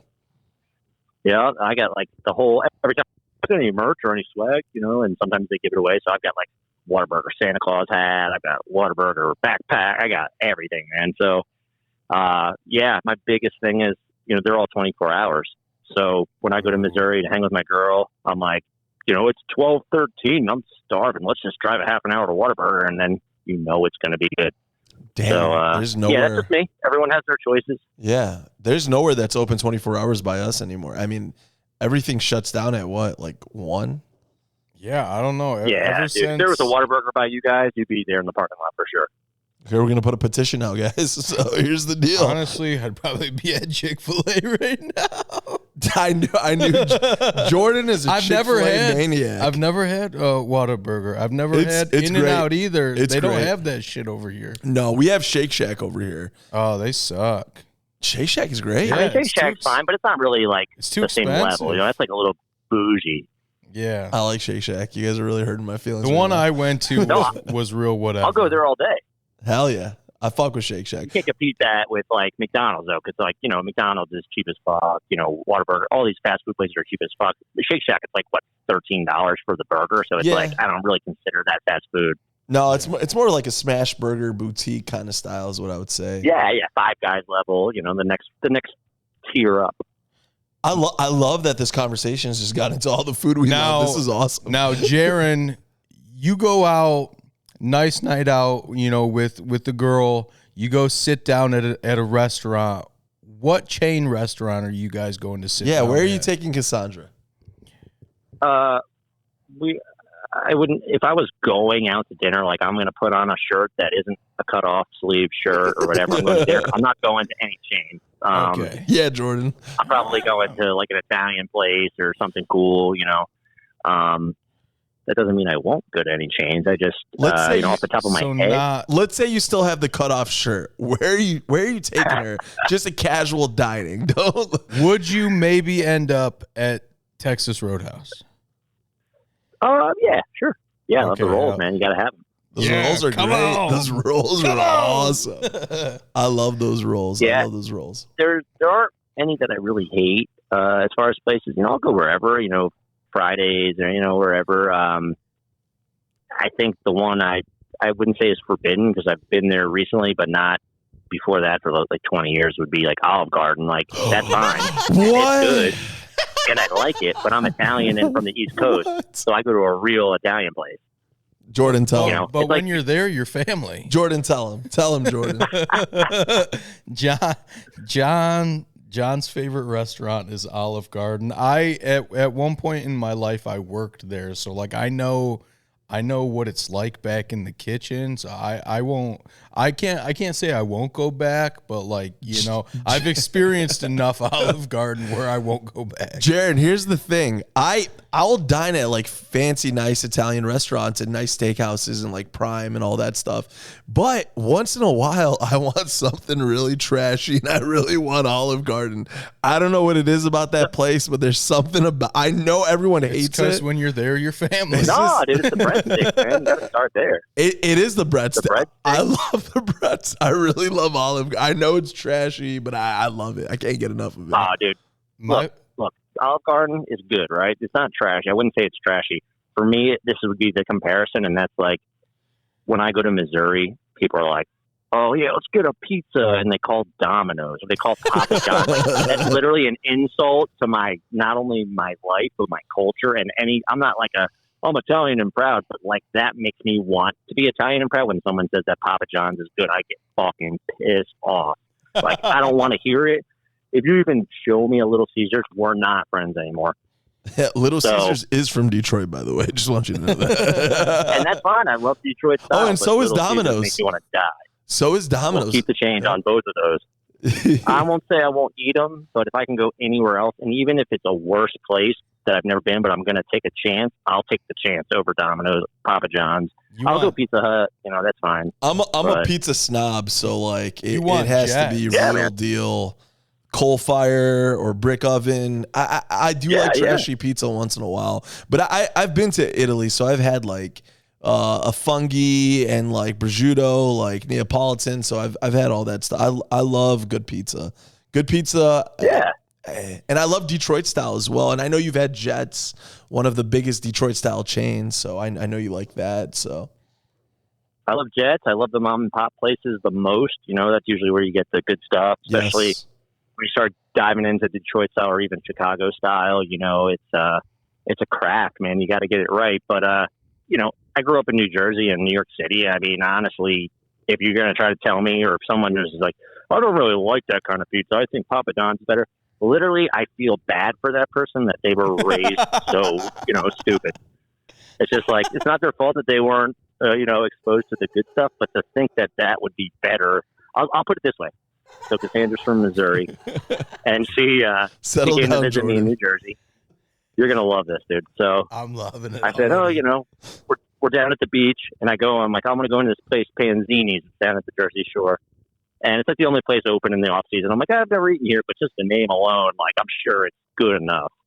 And so we're in there, and it's like just us and the owner. And he's like, oh, where are you from? And I'm like, yeah, I'm from here, kind of. And she's like, I'm from Missouri. And he's just, this guy literally got so upset. He's like, Missouri. And he like came out from behind the counter and he's like, you know, the ultimate Guido guy. And he's like, what's the pizza like in Missouri? And she's like, you know, we got like Domino's and Papa John's. And this guy literally put down everything and came out. And he was like, what?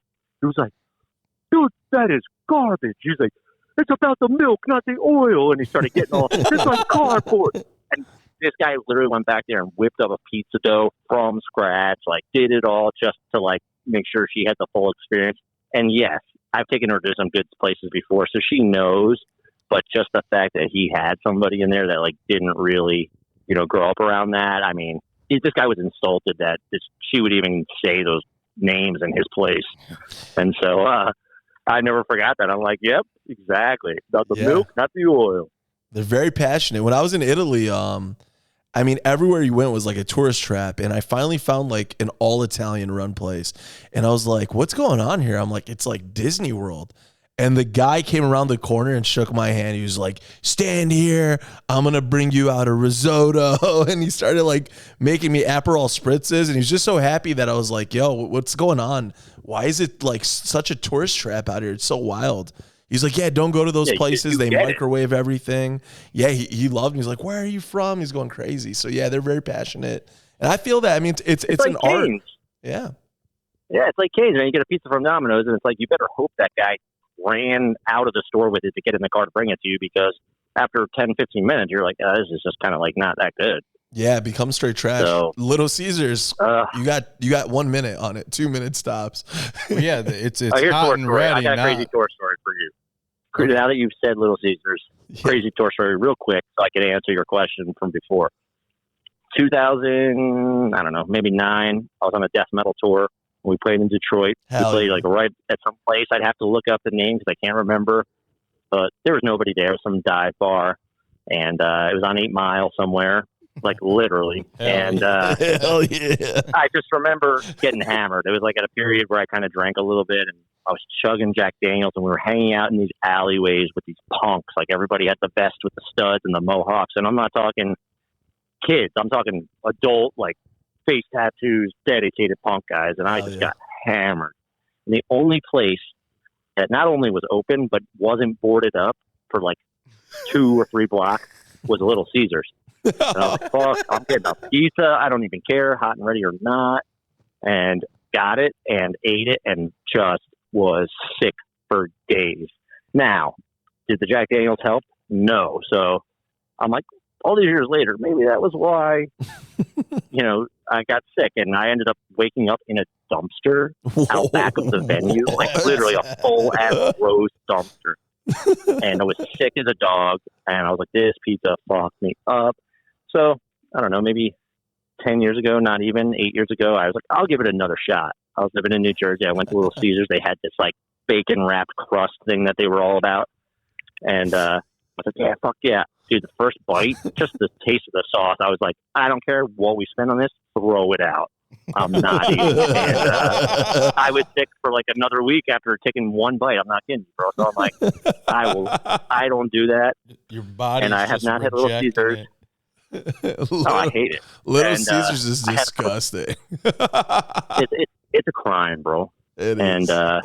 We had a promoter who was like, oh, yeah, we got all this catering. It was like a big outdoor festival during COVID. We were like, we're in Indiana. They don't give a fuck about COVID. Hell yeah, we're going to play a concert and get paid. And we'll get this great barbecue truck. We're going to feed you. And we're like, hell yeah. Well, after like 6 hours of being there all day, no food had been provided. I'm like, dude, you said we were going to get catering. You said all this stuff. I would have eaten already if I knew you weren't bringing anything. He's like, don't you guys worry. I'm bringing pizza for everybody, all the bands. This dude literally rolled in with like 15 hot and ready Little Caesars pies. I literally refused to go on stage. I was like, I'm not going on stage. Not only did you insult me, but no one in my band is eating this. And yeah, we made him go get us. It probably only ran him like $12. That's what I'm saying. I'm like, cheap fuck. Yeah, someone brings Little Caesars to a party, you got to kick them out right away. Like, all right, it's time for you to go. It's time for you to get. I went to this. I went to a family party like 2 years ago. It was like my girl's family and like her bandmates and everybody, and like each person had their family there. So like the drummer Dakota. He was like, his mom and brother and all these people were there, and everybody brought an item, a food item for the party. And she rolled in with Little Caesars. I didn't say anything. I didn't even make a comment, but everybody knows I hate Little Caesars. And so from across the room in front of everybody, Dakota's like, "Hey, Jaron, sorry that my mom's Little Caesars pizza's not good enough for you." And totally called me out in front of everybody. I'm like, you know what? I don't give a fuck. You're right. It's not. I am not doing that to myself. Yo, who brings that to? That's something you eat alone in shame. That's how we've always done it, right, Jordan? Exactly. You don't let people know you're eating that. But you know what? Little Caesars usually tastes pretty good when you don't got a motherfucker in your ear telling you it sucks. Well, you can think whatever you want. I'm just trying to help you out so the rest of your life doesn't suck. Jordan also thinks that Texas Roadhouse is 5-star dining, so it's all right. To me, it is. Those rolls are 5-star. Those rolls are amazing. Fuck you, John. Jaron's on my side. He said the rolls, not the food. It don't matter. That's part of the experience. Oh, man. We had a New Year's party where I lived next to I had this house, and on the other side of the tree line was a Texas Roadhouse. And my buddy was like, "I'll give you $100 if you can go to run over to Texas Roadhouse and bring me back a to-go box full of rolls that you didn't pay for, somehow get them, and be back within," I think it was like 5 minutes or 10 minutes or whatever it was. I literally went in there. I was like, "Oh, I was just here," and I left my to-go box full of rolls. And the girl was like, "Oh, no problem." And she gave me like a whole fresh thing. And I ran back. I think I was like 12 seconds too late. And the guy was like, "Fuck it, I'm giving you the $100 anyways." So That's now that's awesome. become this whole thing. It's like, "But you can't go get some rolls for free." I'm like, "Bet you I can." So 5 stars for sure. 5-star rolls, baby. 5-star. Same on the breadsticks. Olive Garden breadsticks, 5 stars. It's all about the bread, man. Survive on those, man. I love. When I worked there, it was like I would stuff my apron full of croutons, and then every chance I got to go to the back, dude, it was like Andy's mints, croutons, and then breadsticks. And then like the only thing I ate there was the kids' cheese pizza, like from when I was a kid all the way up until I was an adult. And when they stopped like letting me get it, I stopped going there. They're like, "Sir." Well, we'll have to go to Olive Garden together as a group and get the full experience and do a full rating. Yes, we got to film. Jordan and I have been talking about this for so long, about doing this. If you did it with us, this would be amazing. We need a tiebreaker. We need a tiebreaker, We also, at some point, we were talking about it today, we want to do a blindfold taste test and see if you could figure out what Mountain Dew flavor is what. See how Mountain Dew... like how good you are. Or if you could pick it out of a lineup of imitation Mountain Dew. Yes, that I didn't want to tell you about that. I definitely could do that. I don't know about the flavors because I don't frequently drink other ones. Like if I go and they got 10 flavors, I'm getting the regular one regardless. But, like the live wire and the voltage, like it's fine. It's just not what I want. So I don't know how great I am at telling what's what as terms of the names or what flavor this is, but if you give me the imitations, I can tell you in a heartbeat. You think you can pick out Thunder Lightning? Yeah, Mountain Lightning, hell yeah. Mountain Lightning, that's what it's called. Moon Mist or whatever. What was the one we seen the other day, Jordan? He said it's bullshit. It's all bullshit. What did we see that one day? I think it was the Mountain Lightning. I think he's right. Was it Mountain Lightning? Something like that. It's like the grocery store off-brand or the Walmart, whatever. Oh, and that's another place that I'll just say on this interview for the record for anyone that's listening. Sorry if I put anybody like in a bad place or out of business, but I refuse to go to the place that shall not be named, which is Walmart. I won't look at it. I won't go unless I have no choice and you're like on tour and you got to take a shit or something and you have to go in. I get that, but I won't go there. That's insane because I lived by that rule for years. And then me and Jordan started hanging out and he was like, "There's great Kiss shirts here." And I was like, "Fuck, we got to go." That's one thing. You're going there for something specific that they sell. But dude, it's just every time I'm in there, I feel like I'm being punked or pranked. It's like some crazy people, which everybody says, the people of Walmart thing is real. It is real. It is. And also, I just feel like I'm like more likely to die really fast if I go in there. So I'm just not. Oh, yeah. Jordan, what's the worst Walmart traumatized. you've been to? You told me about the other day. There's a Walmart in Bay City that last year before I was supposed to see Firehouse for the last time, unfortunately. I went to this Bay City Walmart to look for the newest Kiss shirt, and I swear to God on my life, it was like if Skid Row was a store, that was the store. Like literally the entirety of Walmart hosted like everyone from Skid Row. It was insane. From the outside, you would never know. As soon as you walked in, it was like Bum Central. And I was like, I'm not judging nobody, but like, God damn, dude. We had the same experience though, like 10 minutes away from Bay City, because we needed to get ponchos just in case the rain did come. And it was a freak show there as well. It was a complete freak show. Like, why is that? Why is that like always their thing? And why are there no other places that are quite like it that attract that kind of audience? I don't know. We have Myers here in Michigan. So we have Myers, but you don't get that at Myers. You get like actual Myers normal more family. of like grocery store? No, it's like a full-blown Walmart. It's the size of a Walmart. It's similar, I would say, on every avenue, classier. Way classier. Even Kroger. Upscale. You don't get that at Kroger either? No, of course not. But I've been to Meyer. I actually bought my first ever, when I did my first Tantric album, that was like my biggest thing I ever did at the time.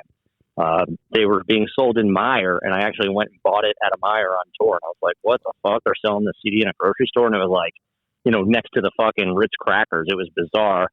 But, again, that's like an upgrade from Walmart for sure. I'll go to any place before I go to Walmart. And I think the only other kind of thing that's on that level would be like Dollar General. That's just like literally. Oh, Dollar General. Dude, something... Dollar General pisses me off so much. There's something really weird going on there. There's never anyone in there like patrons or like workers. There's just nobody in there. They're always halfway abandoned. Wrecked. I don't know about wet. Wait, did you say the floors? Wrecked. Like the shelves are just like in disarray. There's shit all over the floor. Did somebody run through here with their arms out? Like, what happened? Yeah. The place is in the aisle. The place is a complete shithole. I mean, I've only been like maybe 3 or 4 times tops. And one of them was the other day. Yeah, we went to get some drinks right before the show. Just get some like, what did we get? Some Gatorade electrolytes or some shit? Yeah, just some electrolyte drinks because it was hot outside. So, yeah, you're right. There's boxes in the aisle, and it's like, is someone going to put these up? Why are they just sitting here?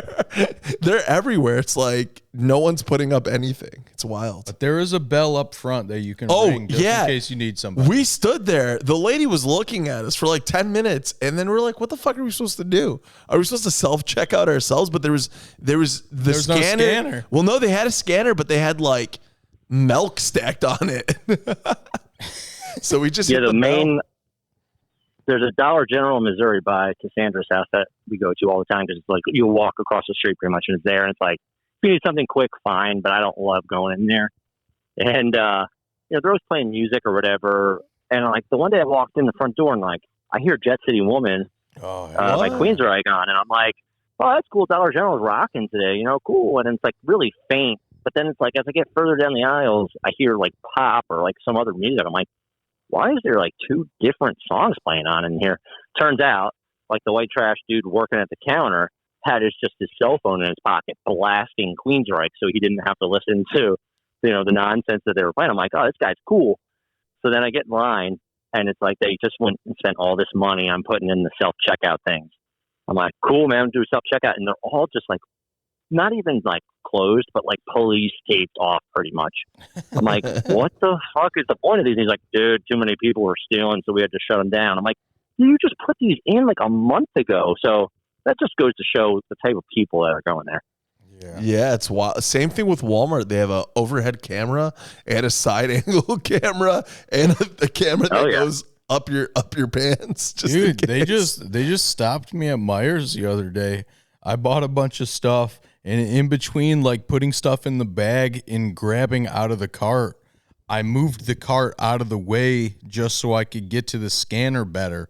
And the whole thing stopped working until the lady could come over and rewatch the footage. Oh, did she do the replay like they did to me as well? Yeah, and I'm like, all I did was move the cart. I didn't do nothing. Maybe if you didn't, were so worried about people stealing, maybe you'd have some people manning the registers or something.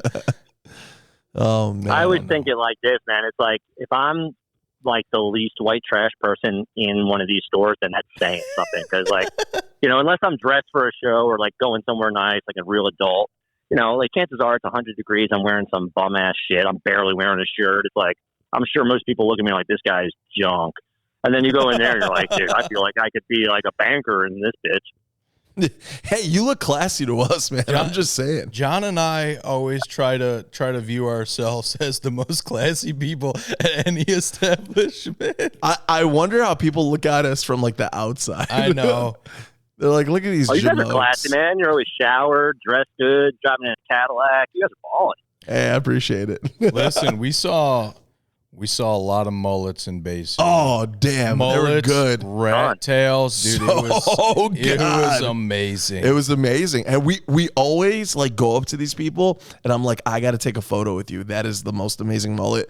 And right away, Jordan, what do they say? Hell yeah. Let's go. No one's ever taken any kind of offense to, and we've done this like 30 times over. Oh, yeah. We have so many mullet photos. That's saying something. We're gonna write a book. We're gonna sign it for you. A mullet book, yep. Hell yeah. This has pretty much been like a book on tape as far as I'm concerned. Hell yeah, brother. I mean, Talking about all places. Usually we wrap up our shows after like an hour 10. This has been going on for almost 2 hours. This has been awesome. I'm having the time of my life. I'm having a blast. This has been so cool. But we will try to wrap it up just so we don't keep you all day. We do a little this or that. If you would be interested, if you would like to do it. Yeah. I'm gonna kick it off.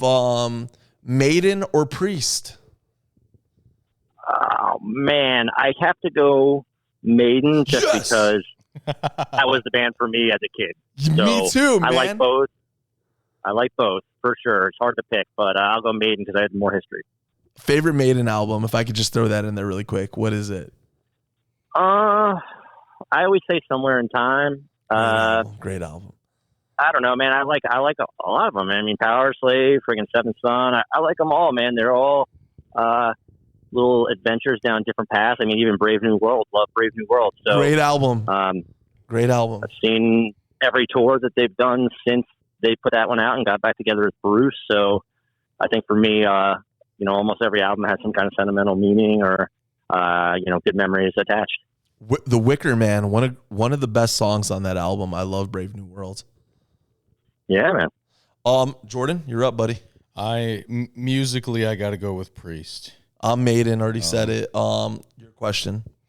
Jaron, what would you say, Step Brothers or Superbad? Oh, man. I don't know that I can pick one. I'd probably say Superbad because it's probably just a little bit more my style of humor, but I mean, they're both probably equally as funny. Hell yeah. What do you think, Johnny? It's Superbad always. It's always going to be. How about you, brother? Superbad. It's the only way, dude. It's the only way. Now, I gotta throw this one at you, another movie one. Tommy Boy or Airhead? Oh, I'm going Airheads. I mean, Tommy Boy's great, but Airheads, they ticks all the boxes for me. Hell yeah. Jordan? I gotta go Tommy Boy. I really have a lot of great memories, at least a lot of great family memories, watching that movie. So, that holds a very special place in my heart. And I'm also going Tommy Boy. Chris Farley's my hero. I know he's in Airheads. He's the cop. Airhead's one of my favorite movies, but Tommy Boy, it's just one of those movies that's pretty much shaped my life, to be honest with you. Jordan, you were up, brother. Yeah, both great. Jaron, I don't know if you're a horror movie fan, but I'm going to throw this one at you. I'm going to go Freddy or Jason. Man, I would go Michael Myers, but are we best friends or what? All right. I would go Michael Myers too.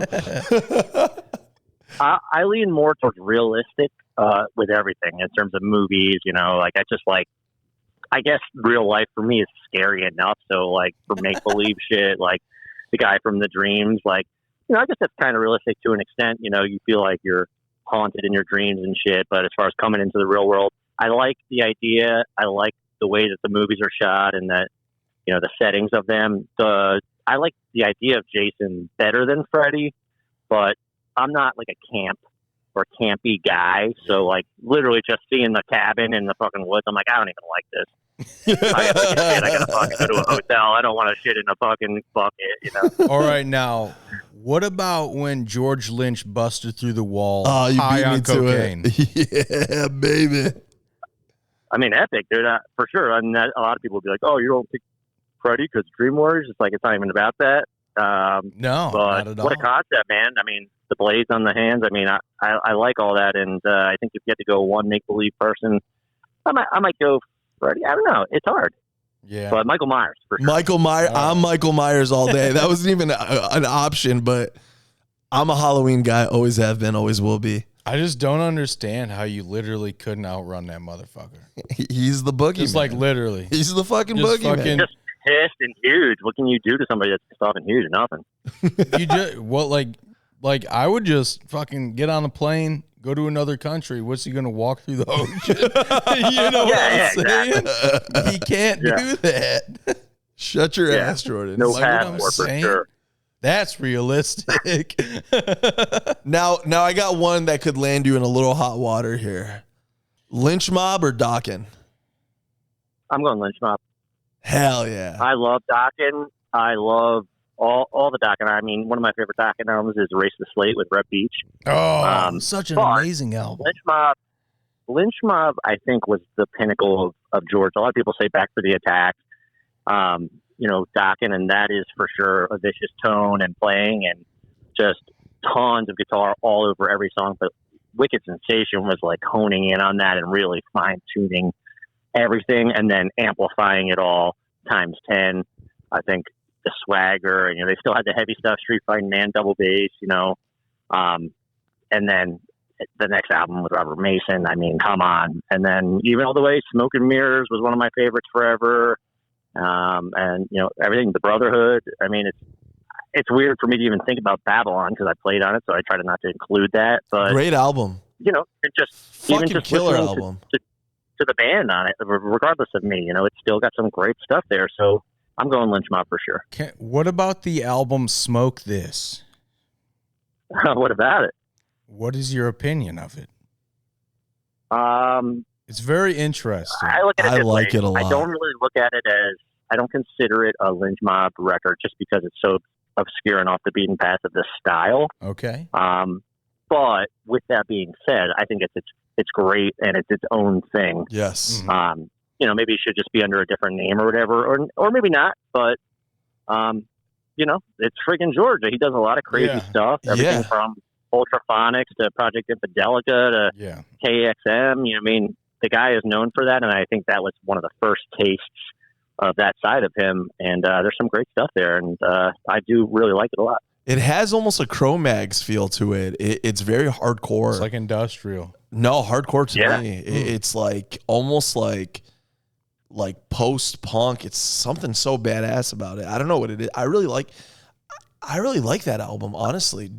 It's good. I mean, saying Cro-Mags alone, that's probably one of the bands that defines hardcore for me. Yes, sir. And I'm a big fan. So, man, hearing him, tap into that vein is very cool. And, again, I don't know that I look at it as a Lynch Mob album, even though it says it on the cover and all. But, I look at it as a work by George for sure. And I like a lot of the stuff that George does. And I honestly can't say there's any that I really hate or dislike. It's just, your matter of preference of what you like more. All day. Cool. Jordan, what would you go on this one? Oh, that's a very interesting question.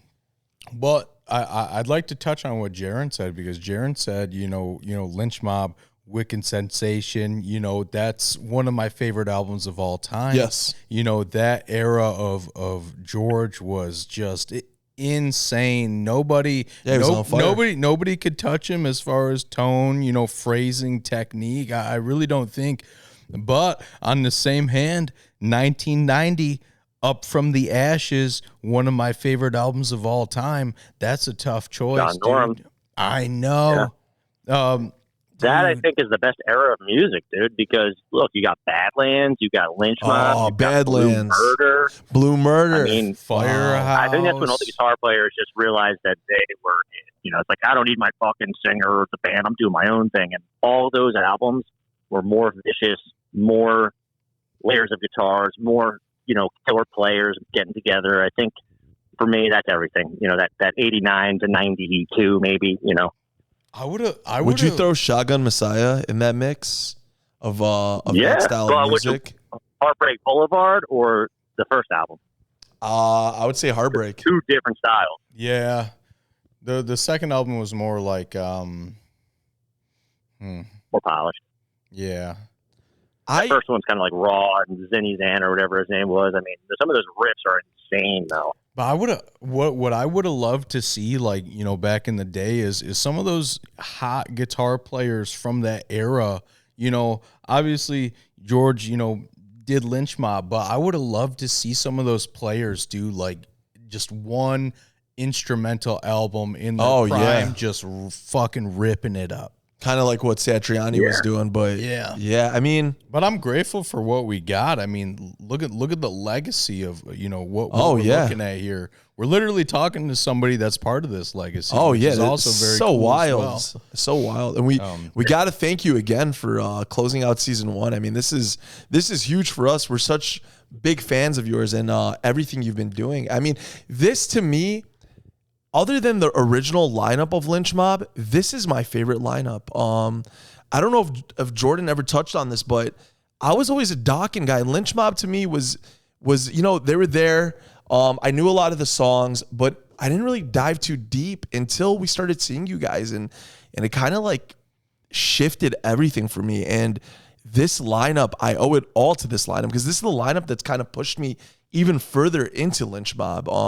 So I got to thank you because my answer would be Lynch Mob as of right now. And I'm a Dokken freak. I love Dokken, one of my favorite bands. But that shifted so hard. I mean, I don't even know how to say it. It's crazy. I was always a Lynch Mob fan ever since I was a kid. I always loved Wicked Sensation, always loved the self-titled.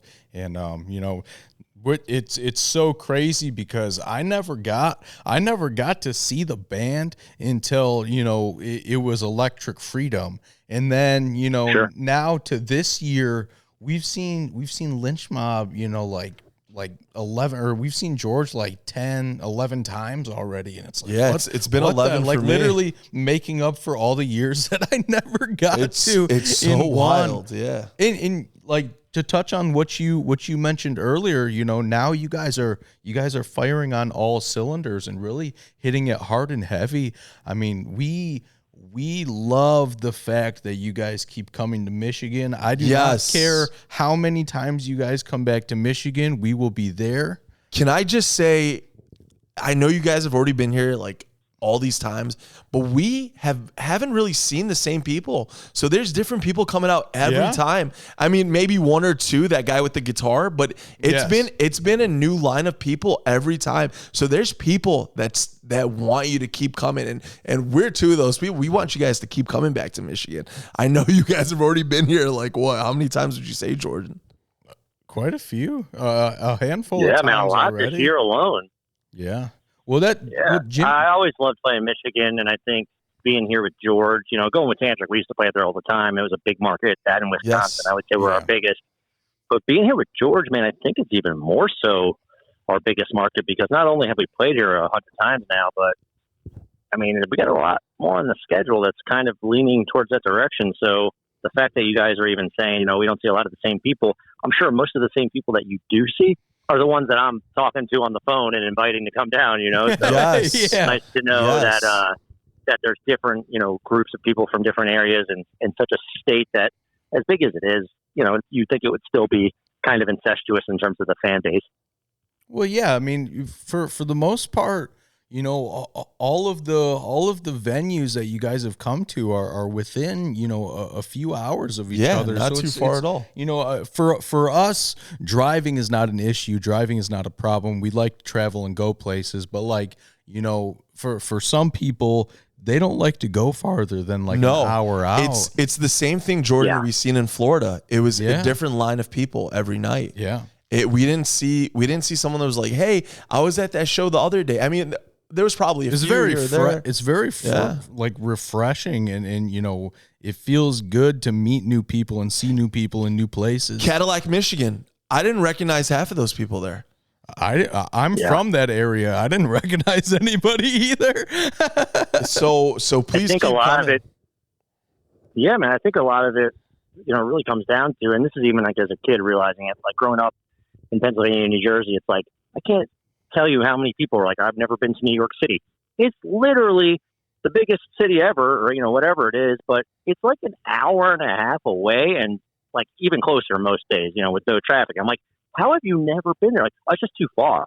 And so I think the average person, an hour is like a long time in the car. For me, it's like I drive 12 hours to get in just to save some money on the flights, keep the budget in check. I'll drive home 10 hours. I don't care. That's like party time for me, drinking sodas, listening to some music, talk on the phone, talk shit, whatever. I used to drive, like last year, Jordan will tell you, I was in Florida like every other month for a couple weeks at a time. And I would just hop in the car and just do my work from the computer, drive 18 hours.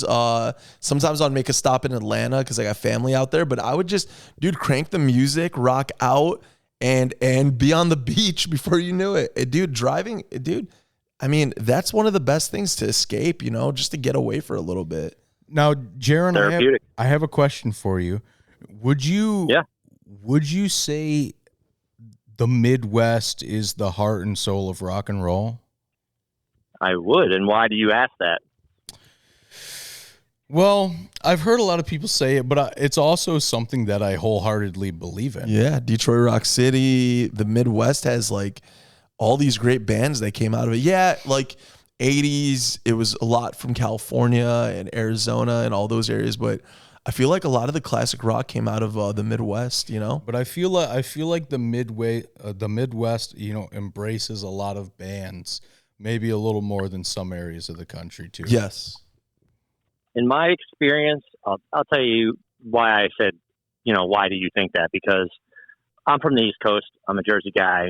A lot of the guys that could come from New Jersey are proud New Jersey people. Bon Jovi, Bruce Springsteen, whatever. Keep the change with whoever you like or don't like.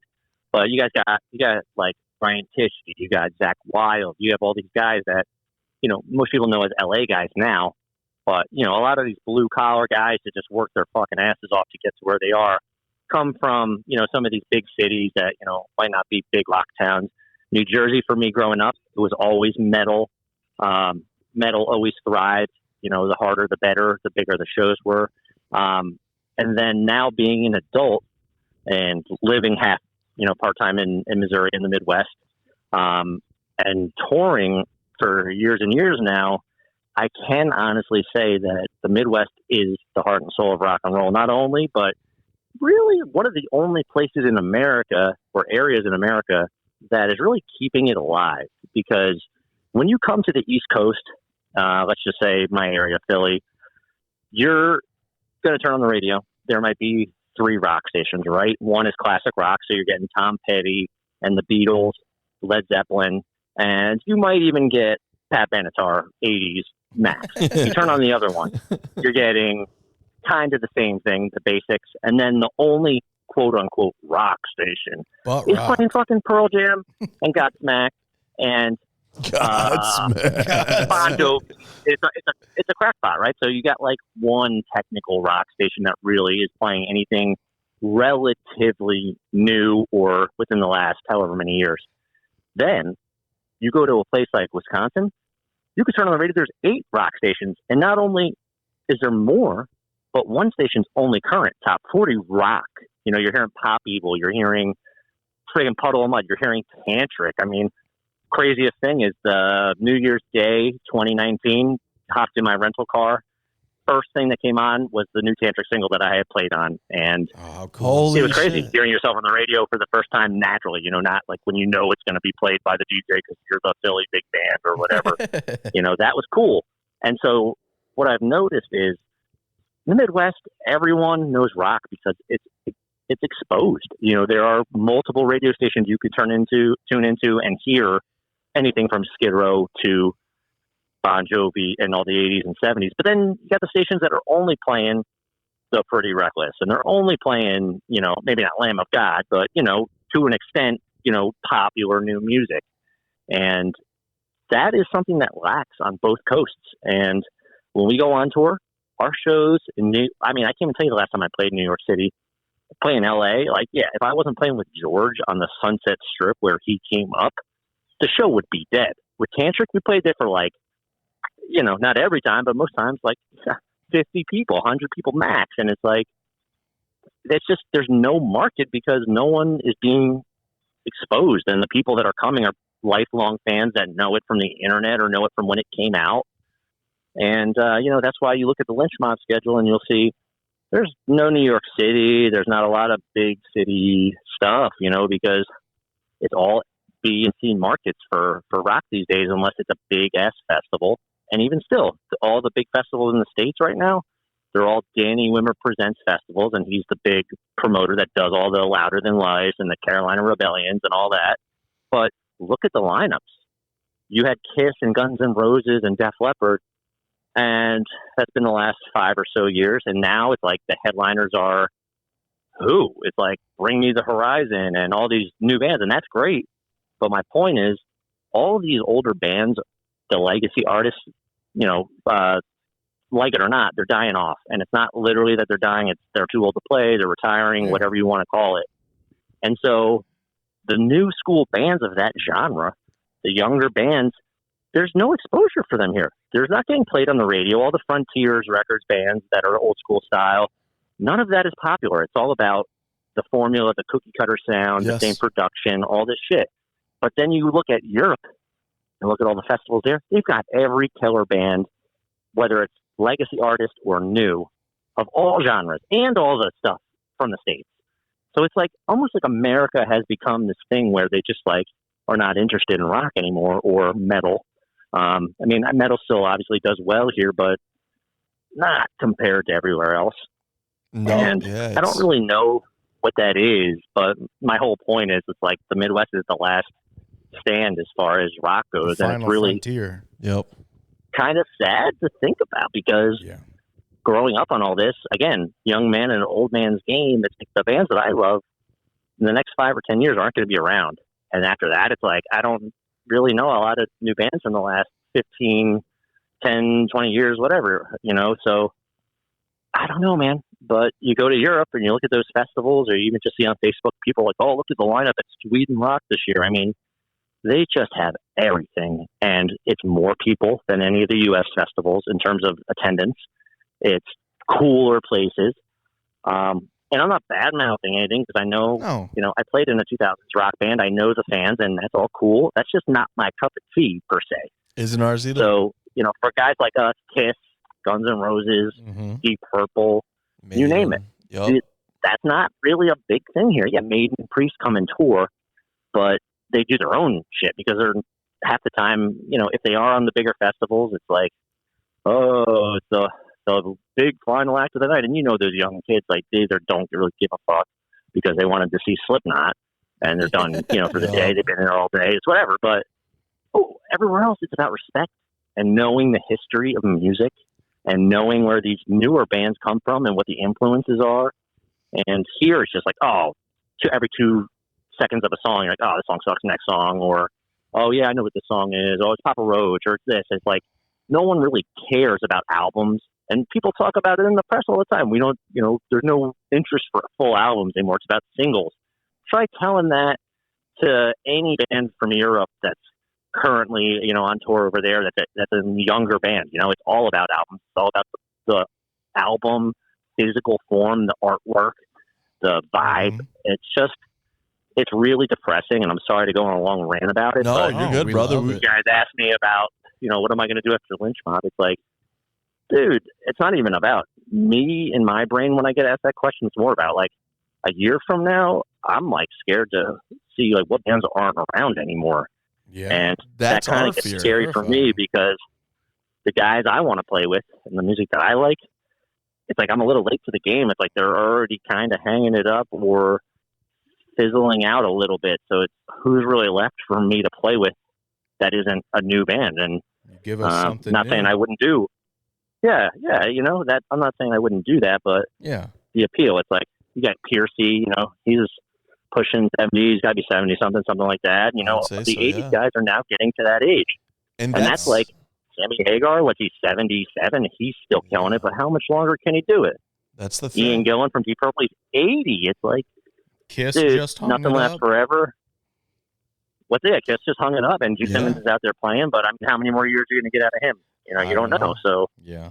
And That that's what means- scares us. That's why we keep documenting these. And that's why, you know, Jordan and I made like a pact. We're going to go to all these shows and because we don't know how much longer we have. And these are our heroes. And we didn't get to live in the heyday. And we didn't really get to start going and seeing these things until now. And I feel like we're a little late, but we're going to get out there and we're going to see all these bands we love.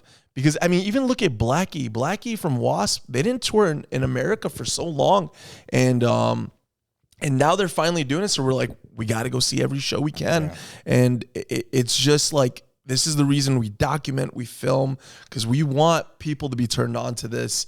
Because if this is only going to be here for, I mean, CJ Snare just passed away. I mean, our heroes are starting. Yeah, I mean, it's wild. You know, it brings up a very interesting subject that I've been talking about for years. Is that, you know, as a young rock and roll fan, you know, I'm still in my 20s listening to all this music that was, you know, way the hell before I was born. No offense to anybody out there, but you know, when we are front row at all these shows because we love this music. But when we turn around to face the crowd, we are looking at a sea of people that really are just there for something to do. and they're most of the time they're sitting down, and it blows my mind. It's the ratio of people that are actually there because they love the band and they know the songs, and just the people that are there to you know, feel some sort of nostalgia and, you know, get out of the house. And, you know, and that brings me to another different tangent of merchandise. And, you know, as a concert goer, seeing some of the merchandise that some of these bands have, and it's like, you know, if you know 3/4 of your audience is here trying to, you know, live and breathe off of nostalgia, why aren't you feeding into that? I feel like there's such a huge market for that. You know, Jordan and I have talked about this a few times, and even to like their promoters and stuff like that. We're like, we want some of these classic tees. You know, people would eat this up. I mean, if it's a problem with designing them, we can redesign them for you because that's what we do. I mean, we just want some of this classic stuff that we can't get our hands on anymore. So a lot of different tangents, but it's like, you know, especially like I said, being young fans and, you know, going to see all of these bands that have been established for 30 plus, 40 plus years, you know, these are things that we are noticing. And obviously, you know, we don't want it to end, but, you know, these guys are getting old, and like you said, Jaron, you know, these people are going to start retiring, and what's next? We're terrified because there really is not that many young bands up and coming that are going to be filling those shoes. And what the hell are we going to do? Dana Strum said something very interesting to us. We were talking about Brett from All or Nothing, our good friend. Yeah. He was like, man, born 20 years too late, you know, but we're like, you know, I really think he still has a fighting chance. I know he's within that genre, but it's just like, he's like, man, that guy would have been a legend, and we still think he can. Oh, of course. It's gonna be a grind because, you know, this music is not in the forefront anymore, and it's not what's popular. What's popular is rap and pop and a lot of this country. Country is huge. Country is like the new rock and roll. It's one of the biggest things in the world. man. Look at Nashville. Nashville is basically the new Sunset Strip. Yeah. It's wild. Everyone says that. It's obvious, and Dude, it's exhausting to try to keep up with because, it's like, you try not to be about fads, but I mean, everything is a fad, where you live, LA to now Nashville. And then you get these things. It's like, yes, what's scary is you don't know who's going to still be around because people are retiring or passing away. Yes. But then the craziest part is the bands that are still left, that are doing what we're doing, not to bag on the guy, but like Don Dokken. Like, yeah, Dokken's still playing, but they might as well not be. Yeah. Because no fan is walking away from the show satisfied. Yeah, everybody loves the band. John and Chris and BJ, they're ripping it up, and they really do a great job, but they always end up leaving disappointed because Don's no good or he lost his voice or whatever their reasoning is. And there's other bands like that out there. So Motley Crue, it's really, if I may say so. yeah, and still, I mean, nobody gets made fun of more than that fucking guy. And it's like, they're still out there putting on a great show and a great performance and production, but that's like the standard. It's not like you got a band of that era and age that's out there smoking with the original guys. And so at this age and at this point in the careers of the bands, you kind of have to lean into the newer guys like Brett or Gabriel or whoever that can hit the notes and deliver. And people are like, oh, they're scabs, they're filling guys. Okay, honestly, but I'd rather see that and see the original guys with more passion and fire because they're playing with these younger guys than I would Don Dokken walking out with a cane or, Jack Russell, same thing. It's like, yeah, he sounds great if you close your eyes, but he is falling over on stage and it's, I would listen, but like when I see that, it's upsetting and it just makes me come back to this point of who's left. And even the ones that are left, there's very few that can still do it. That's a scary thing. Ozzy to me was always immortal, and seeing him in the stadiums now has really opened my eyes to like, holy shit, we don't have much left. I mean, like considering the life he lived too. I mean, that's insane. Iron Maiden, I never thought would start talking about retiring, and that's what they've been doing. Dave Murray's been like, I want to retire. I think it's time to hang it up, and it's like, holy shit, like. I thought these guys would be on the road forever, but it's just like you got to come to the realization.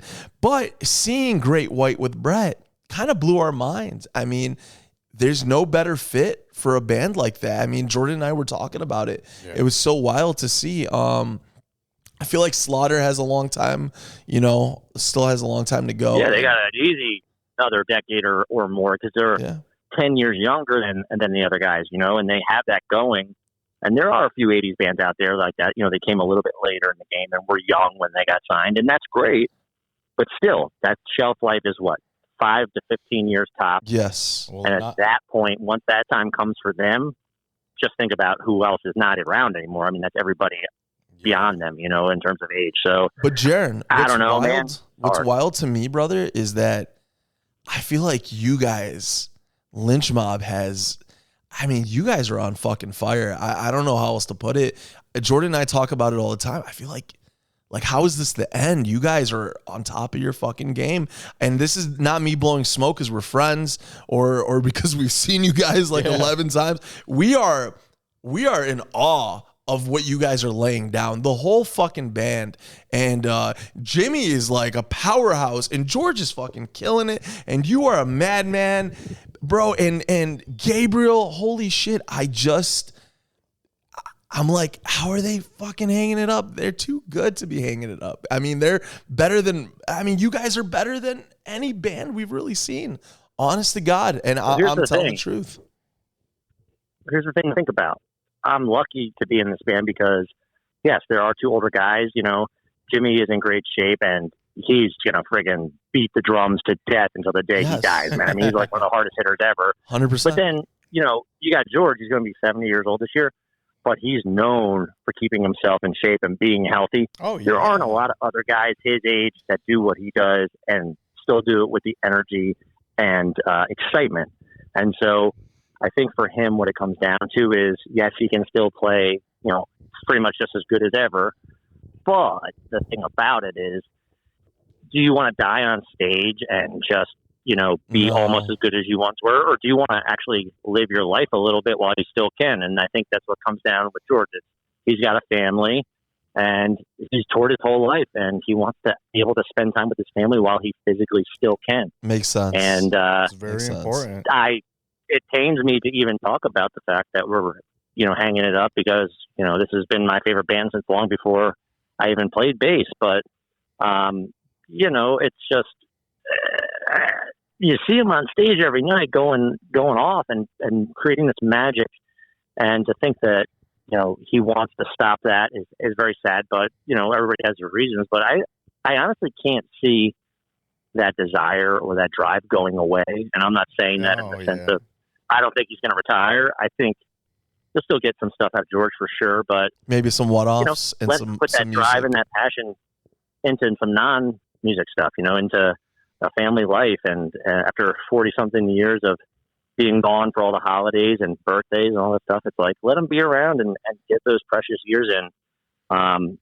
And, you guys got guys like Jeff Beck, who passed away, and Yes. he played up to the bitter end, and he was still fantastic. But do you, sacrifice everything for the passion and the love of music, or do you start to think about family and the final years of your life and all that kind of stuff? I don't know. It's kind of a heavy topic, but either way you go with it, I think it's a matter of respect. And a guy like George, he works his ass off and does, like 4 or 5 albums a year, and I think if anybody's going to go out on a good note, it's like, this guy's giving you as much as you could possibly chew on while he still can. And if he goes out, then he did us right and, gave us everything that we could want and to cherish for years to come after, he's no longer doing it. Yeah, I mean, that was just me being selfish at the end of the day. I'm not going to lie. And we just want him to stick around for her, but we get it. He has a family, and it would be good for him to get to spend some time with his family while he's still dude, kicking. Trust me, I'm selfish too, man. I want to keep playing. I'm like just getting started with these guys. We're 2 years in, and it's like just getting, to a boiling point. So it's like, let's friggin' keep this thing moving. But again, I just want to make sure everybody's happy and doing what they love. And when you're not happy, it shows on stage. And I've been that person, and I don't like to be that person. So I can only relate that to everyone else in the band and all bands out there. Hell yeah. I feel that. I think I think that leaves us on a really high note. Where we can walk away from this conversation feeling really proud of it. What do you think, Johnny? This has been the most fluent. This has just been. I mean, we're at 2.5 hours. I mean, that's it good. feels like we just started. I don't know how it feels for you, but brother, we appreciated having you on the show and closing out season 1. This has been amazing. Can't wait to see you soon at Sam Jam. Oh yeah, in a week, and in Indiana too. We are excited. Brother, if you could send out the Big Talk Nation with some words of wisdom, a message, what would it be? Well, first and foremost, before I give the message, I want to say congratulations on your first season and it being a success. And I am honored to be your closing guest for the finale. Thank you Thank you much. from the bottom of my heart. So you guys are good happy, people. Brother. And this has been a great interview and one of the better ones that I've ever done. So thank you for that. Thank you. In terms of what to tell people, man, trust your instincts and follow your heart, man. But the thing that I wrote on a Post-it note and put on my monitor at my corporate job that always resonated with me is, if not now, never.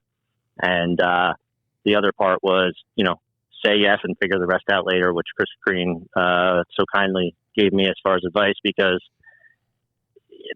if you just got to think about it and you're not sure, it's just like, you're going to talk yourself out of doing shit. And this goes for musicians and music related stuff, but also in real life. It's just like, do you always want to wonder what if? Do you always just want to live in this fantasy world of, I wish I had done this. I wonder what that would have been like. For me, it comes with a lot of weight, man. It comes with good and bad. But I can honestly say I'm a happier and a healthier person knowing things than wondering and always trying to, guess at what those things might have been. So, you learn from what you do, and whether that's mistakes or successes, I think that is the ultimate chase in life, and that's chasing your definition of success. And if it's not about success for you, then it's about some kind of drive and some kind of something that makes you want to get up every day and do it. And someone once told me, you just wake up and if you physically just smile right away, it'll just change your day, man. It really will. And I know that for musicians and for many people outside of music, it's a tough world. It's a tough life. Shit gets hard. And I think if you can just find the inner strength to believe in yourself and to tell yourself that you can do it and, at least go out there and try, you're going to get much further than sitting around just thinking about it. And I urge anyone that's listening and anyone that I come across to give yourself a chance and get out there and try, man. And I think people will be surprised at what they can really do and accomplish. And on that note, we're going to end this. Brother, thank you so much. We appreciate you. That was Jaron Gulino of Tantric, Heaven's Edge, Lynch Mob, one of our favorite bands. And we're so grateful that we had him on the show. And he's a brother. He's one of us, cut from the same cloth. Yeah. He's our people. He's part of the Big Talk Nation. Honestly, this was so awesome. I think the only send-off we could have really had. How are you feeling? It's the longest episode we've ever done, and honestly, it felt like it was 5 minutes. I'm good with it. I think the people are gonna play it in their cars, and they're gonna be like, "Holy shit!" It was engaging. Where did the day go? Yeah, Hell yeah. It was engaging throughout the whole thing. I loved every second of it. I learned a lot, and I appreciate him taking the time to do that with us. What you think? Brother, I mean, we have lived the craziest life this year.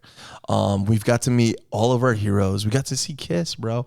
We got to meet Kiss. And and now we're hanging out with members of Lynch Mob. Mm-hmm. And we got to meet George the other day and Mark Slaughter and Stephen Piercy of rap, bro. You're talking about my childhood. We're talking about your childhood. Mm-hmm. We're talking about all the things that bring us together. I mean, this is the reasons that we're friends, man. Yes. This is wild to me. I would once again like to thank Amy of Amy's Music Machine. We love you. We love you so much. You are someone we adore. And thank you for hooking us up with Jaron. I mean, I have no other words. I mean, it's been great. It's been great, And season two, we're coming for their throats. Season 2. What are we gonna do? We're gonna blow their dicks off. Straight off. Straight up and straight off. Jordan, what if they don't have dicks? If you don't have a dick, we are going to pay to get you a dick, and then we're going to fucking blow that shit right off, straight up. And we just want to say thank you for trucking along with us, and we're really excited for what comes next. Jordan, what do you got to say to the people? To the people, I love you.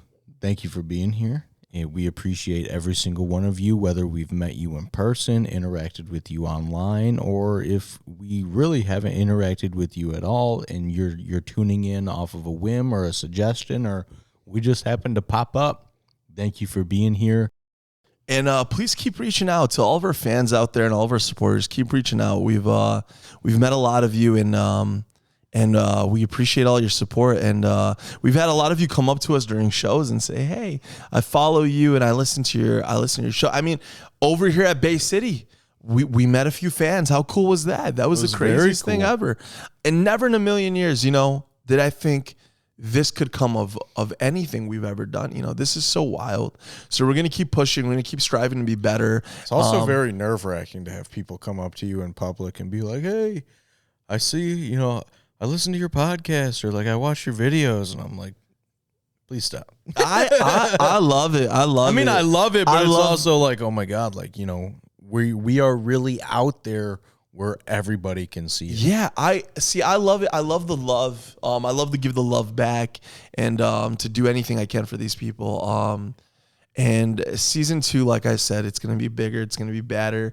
Jaron's going to be back for sure. This time you're going to see that handsome face, that tall drink of water. You're going to see, you're going to see him all showered up, fresh, and you know the deal. You guys know the deal. I wonder if we can get him to have his fan on while he's talking to us. That fan is a paid actor. that fan, we paid that fan $3 million right there. Now, people, we just want to say, I was John. And I was Jordan. Go fuck yourselves. Go fuck yourselves.